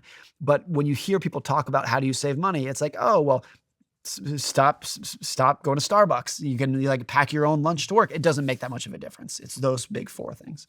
So am I right in thinking that you think we should avoid either extreme end of the financial like approach that people take? So you got YOLO on one end and you've got caring about every coffee on the other end of the spectrum. I think those are you are most likely to end up regretting. What do you mean? There are a lot of people in the FIRE movement. FIRE stands for Financial Independence, Retire Early. It's this big movement, started 10 or 15 years ago, of people who are like, I'm going to save as much money as I can in my 20s, learn how to live as cheaply and frugally as I can, and retire at age 27 with, 600 grand in the bank. And I'm going to retire off of that. And it was a huge movement. So many of those people ended up regretting it because they retired at 27. And 6 months later, they're bored out of their mind, if not depressed. Because they wake up and they're like, what do I do now? I just go play golf or something? Like all my friends are out working. What do I do now? And so I think the extreme ends of like, oh, YOLO, I'm just going to spend all, like live for today. I'm going to spend it all. I'm going to go party and travel and whatnot. There's a somewhat of a chance that you're going to end up regretting that because you didn't save enough for a time in your life when you want to retire and you can't. On the subject of retirement, me and my friend Jack over there, we were talking about people who retire and the impact it can have on the individual. And I think I'd be quite scared to retire because there seems to be lots of data that suggests that once we retire, it's downhill from there in many respects for many people in terms of purpose and meaning and connections. How do you think about retirement? Is that something we should be aiming at? My dad, I think, retired and went back to work 3 different times. We eventually had to tell him, like, no more retirement parties. Like you only get one. But he would retire, and then a month later, he'd be like, man, I really miss work. And in his line of work, he could go back. He could go back part-time and whatnot. So it worked out for him. But I think he starkly saw what a lot of people overlook, which is how much of his identity was his job. And how much, like when he retired the first time and he like woke up and looked in the mirror and said, I'm not the person who I used to be. I used to be a this, but I'm not anymore. And he didn't like it. And I was like, it's easy. Like, look, every job has downsides that are stressful and you don't want to do them and they're a pain and you hate them. And you can't wait to live a world where you don't have to do the stressful parts of your job. But for a lot of us, like what we really want to do in our soul is like be productive in the world and add value to the world, add value for our family, add value to the world. And one of the quickest ways to become depressed is to be very productive and then immediately stop. That's a quick path to depression for a lot of people. And so some people are very good at retirement. My mom, on the other hand, was very good at retirement. She retired, never looked back, and has a very full life in retirement. She keeps herself very busy with hobbies and friends and whatnot. So some people are very good at it. Other people who found their identity in their work, that's a lot of people. That's me. I think that's probably you, would go crazy if we ended up retiring. You can't say your own book, but if you had to recommend a book that would equip us to understand money, wealth creation, and all these kinds of things, what book would you recommend? Oh, I would say my own book. No, no, I think a couple that were really important for me. It's not bedtime reading, but a guy named Benjamin Graham wrote a book called The Intelligent Investor. He wrote it in the 1930s. So it is written in 1930s English, and he was a professor. So it's not quite a textbook, but it's not bedtime reading. But there is more wisdom about investing in that book than any other book that's been written in the last 100 years. And even though he wrote it almost 100 years ago, 90% of it is timeless. He says certain things that are obviously dated, but there's more wisdom in there than anything else that's ever been written. That's why the book still sells a lot 90 years after it's been written. That was a big one. learning about World War II and the Great Depression was very influential to me and many other people because both of those events, particularly World War II, saw the highest range of human emotions that I think has ever been documented. From the most agony and despair and torment to the most elation and happiness that it's over. Like so many, the fullest range of human emotions were documented during that period from probably 1929 to 1945. Those 16 years, I think if you learn about what happened in the United States and all over the world, of course, you learn so much about humanity. Like when you study World War II, you're not really learning about military tactics, even though that's part of it. You're learning about the psychology of how people deal with uncertainty, dread, risk, doubt, fear. You can learn more about those topics during that 15-year period than anything else. One of the things that I learned from listening to your podcast, which is fantastic, I highly recommend people go listen to the Morgan Housel podcast, was you were talking about the dangers of rapid growth. Yeah. And I actually, I took something that you said in the podcast around the danger of rapid growth, and I sent it to my CEO and my chief revenue officer because it's a cautionary tale for a generation of entrepreneurs who are obsessed with growth at all costs to slow things down. Yeah. What, in your view, what is and this could be the dangers of rapid growth in any field. It could be someone running a podcast or someone building a business or anything, someone investing money. Why do we need to be cautious about rapid growth? There's a really interesting analogy that I like with tree growth in nature, that if you plant a tree out in the middle of an open field, because it's out in the middle of an open field, it's gorging on sunlight because there's no other trees shading it. It's just gorging on sunlight. Because it gorges on sunlight, it grows very, very fast. It can grow like 10 times faster than a tree that's covered in shade. So you might think like, that's great, that's amazing, it's growing so quickly. If you're a farmer, you love that. But when a tree grows that quickly, it never has a chance to grow dense and hard. It never has a chance to grow a very established root structure. And so those trees, even though they grow very quickly, they die very quickly. They're very susceptible to rot because they never have a chance to grow hard. It's just kind of like mushy softwood inside.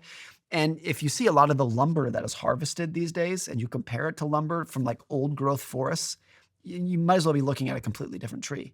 A lot of the wood that we harvest today that was grown very quickly is soft and weak compared to the old dense hardwood that they used to make. And I think that's a good analogy that like fast growth is fun, it's exciting, but it's like speed always comes at the expense of durability. Always. There's a theory in finance, it's kind of like a tongue-in-cheek theory that however fast you grow, that's the half-life for how quickly you can die. So like the faster you grow, the quicker you can die as well. And you see that in nature, you see it with businesses as well. The hard thing is that if you're an entrepreneur, if you're the CEO or working at a company, there is nothing more thrilling and exciting and get you up in the morning than fast growth. You love it. You love every second of it, even if it's a danger.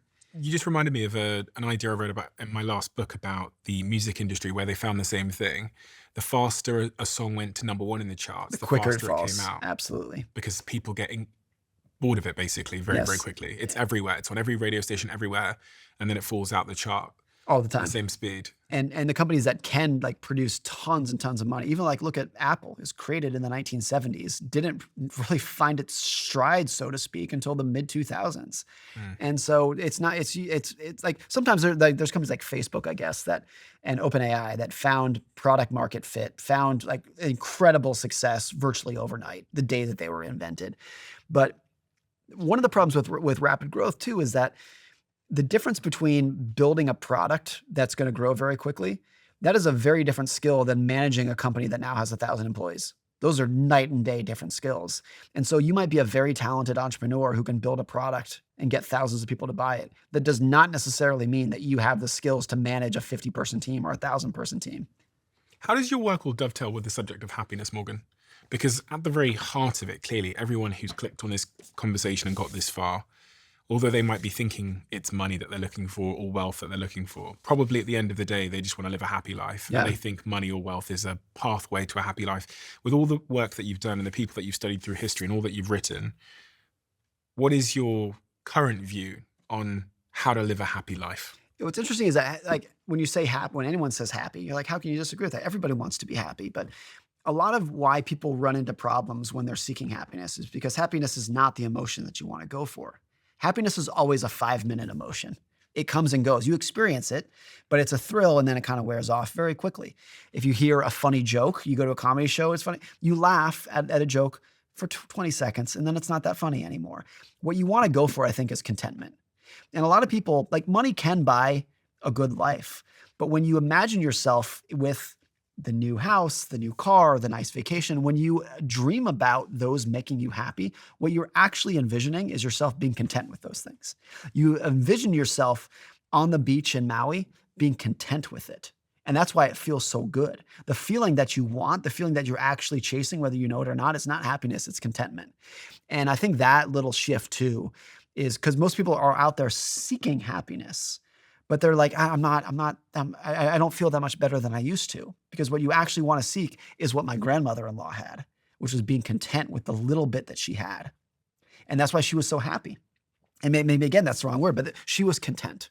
She was perfectly content with her very simple, very basic, boring life, boring in other people's eyes. She was content. And that's why a lot of people would look at her, including me, with a sense of envy is probably the right word. How did you do that? How are you so happy? It's because she was content with what she had. I was thinking about the goals that I wrote in my diary at 18 years old, where I said that I wanted to be a millionaire, girlfriend, Range Rover, 6-pack. And actually, when I envisaged that life, what I envisaged was contentment. Yes, I imagined that everyone I would be does. content. When you imagine yourself driving in the Ferrari and you're like, oh, that would be so great. What you're actually imagining yourself is yourself in a Ferrari being content with that Ferrari. But what ends up happening is if you are in the Ferrari, you're like, oh, look at that Lambo. Oh, that's nicer than mine, isn't it? You're not content with it. When I get the Lambo, I will be content. Right. And then you want the Rolls Royce, whatever it is. Like, you're always, whether you know it or not, that's what you're actually seeking. Is you just want to be content with what you have, because that's true joy. How does one be content now? People have been talking about that for thousands of years. The philosopher Arthur Schopenhauer has this quote that I love. He said, if you only want to be happy, that is very easy to achieve. But people want to be happier than other people. And that is much more difficult. I think that's what it is. It's like, so much of it is just a comparison game. And for a lot of people, it's like, I don't necessarily want a nice house. What I want is a house that's nicer than yours. I don't necessarily want an expensive car. I want a car that's more expensive than yours. It's a weird thing to say, but at the core, that's what a lot of people want. And so being content, to answer your question, is moving from the external benchmark of comparing myself to you and others, and towards the internal benchmark of, as I said earlier, the only thing that's actually going to make me happy in life is my family, my health. That's pretty much it. I can end it right there and put a period there and say, that's what's going to make me happy. It's the internal benchmark. It's not comparing what I have to what you have. It's just, if nobody else was looking, would I be happy with this? Because the truth is, nobody else is looking. Another really interesting example is just if everyone else was made extinct on planet Earth and it was just you. Right. What would you do? Yeah, what kind of life, if do? nobody was watching, what kind of life would you live? And I think in that life, would you want a Ferrari or would you want a Toyota pickup truck that has utility, that actually like makes your life easier, kind of thing? There's a great, like a thing that I heard a couple years ago, which is that a high-end Toyota is a much nicer car than an entry-level BMW. Oh, yeah. Because a high-end Toyota is like, you got the cushy seats and the moonroof and the good sound system. An entry-level BMW is just status, or like you think it's status.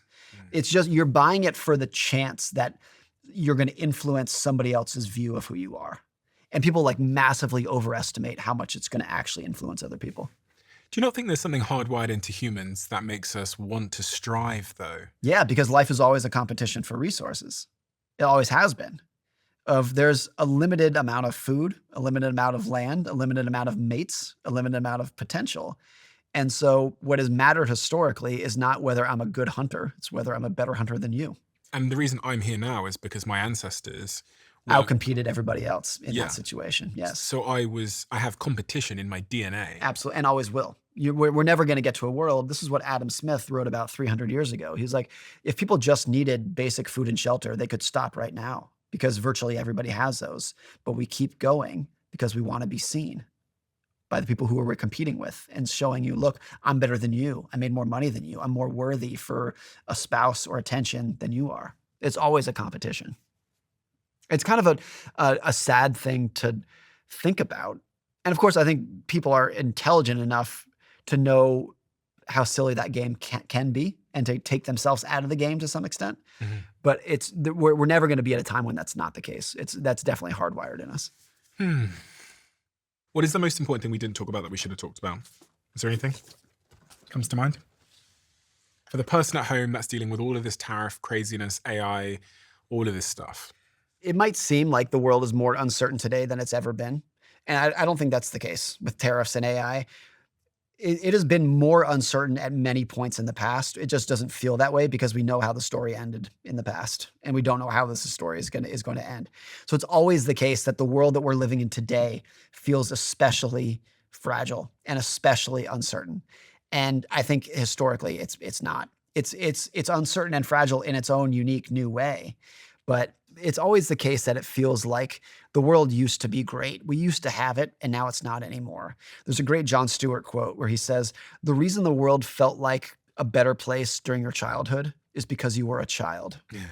And just because we know how the story ended, it makes it feel like today is a very uncertain place, even if it's kind of par for the course historically. We have a closing tradition where the last guest leaves a question for the next, not knowing who they're leaving it for. And the question left for you is, what is one thing you valued starting out that you no longer value? One thing that this was not necessarily changing my mind as it was just kind of growing as an adult was when I was in my 20s, I really valued travel and getting out and seeing the world, as you should in your 20s. When I became a father, I valued being at home with my kids. And it's almost like in my 20s, a terrible night would be at home on the couch. That's a failed night. And in my 30s, there's nothing, or in my 40s now, there's nothing better than being at home on the living room floor playing Legos with my kids. Nothing better. So that was a shift in values, but it wasn't because I changed my mind. It's just a different state of life.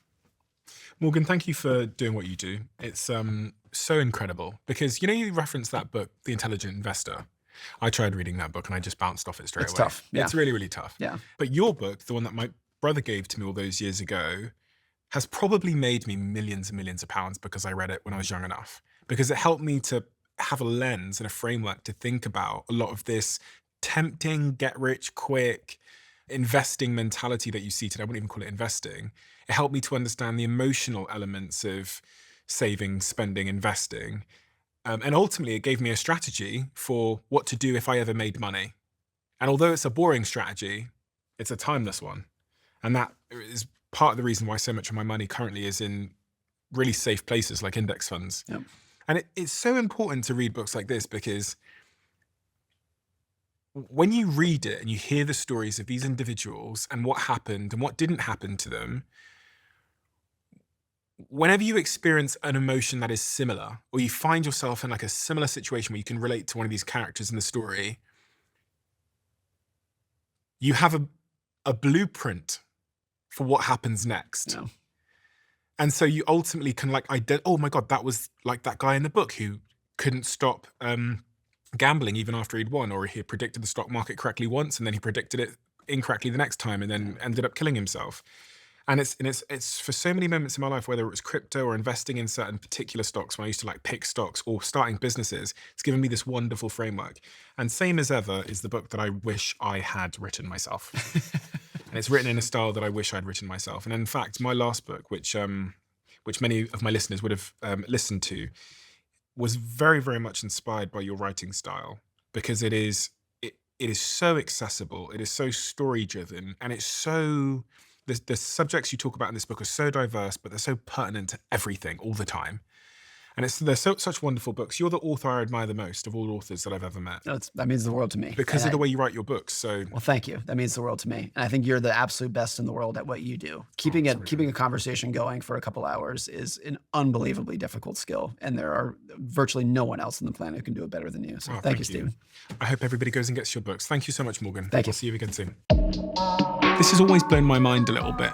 53% of you that listen to this show regularly haven't yet subscribed to the show. So could I ask you for a favor before we start? If you like the show and you like what we do here and you want to support us, the free, simple way that you can do just that is by hitting the subscribe button. And my commitment to you is if you do that, then I'll do everything in my power, me and my team, to make sure that this show is better for you every single week. We'll listen to your feedback, we'll find the guests that you want me to speak to, and we'll continue to do what we do. Thank you so much.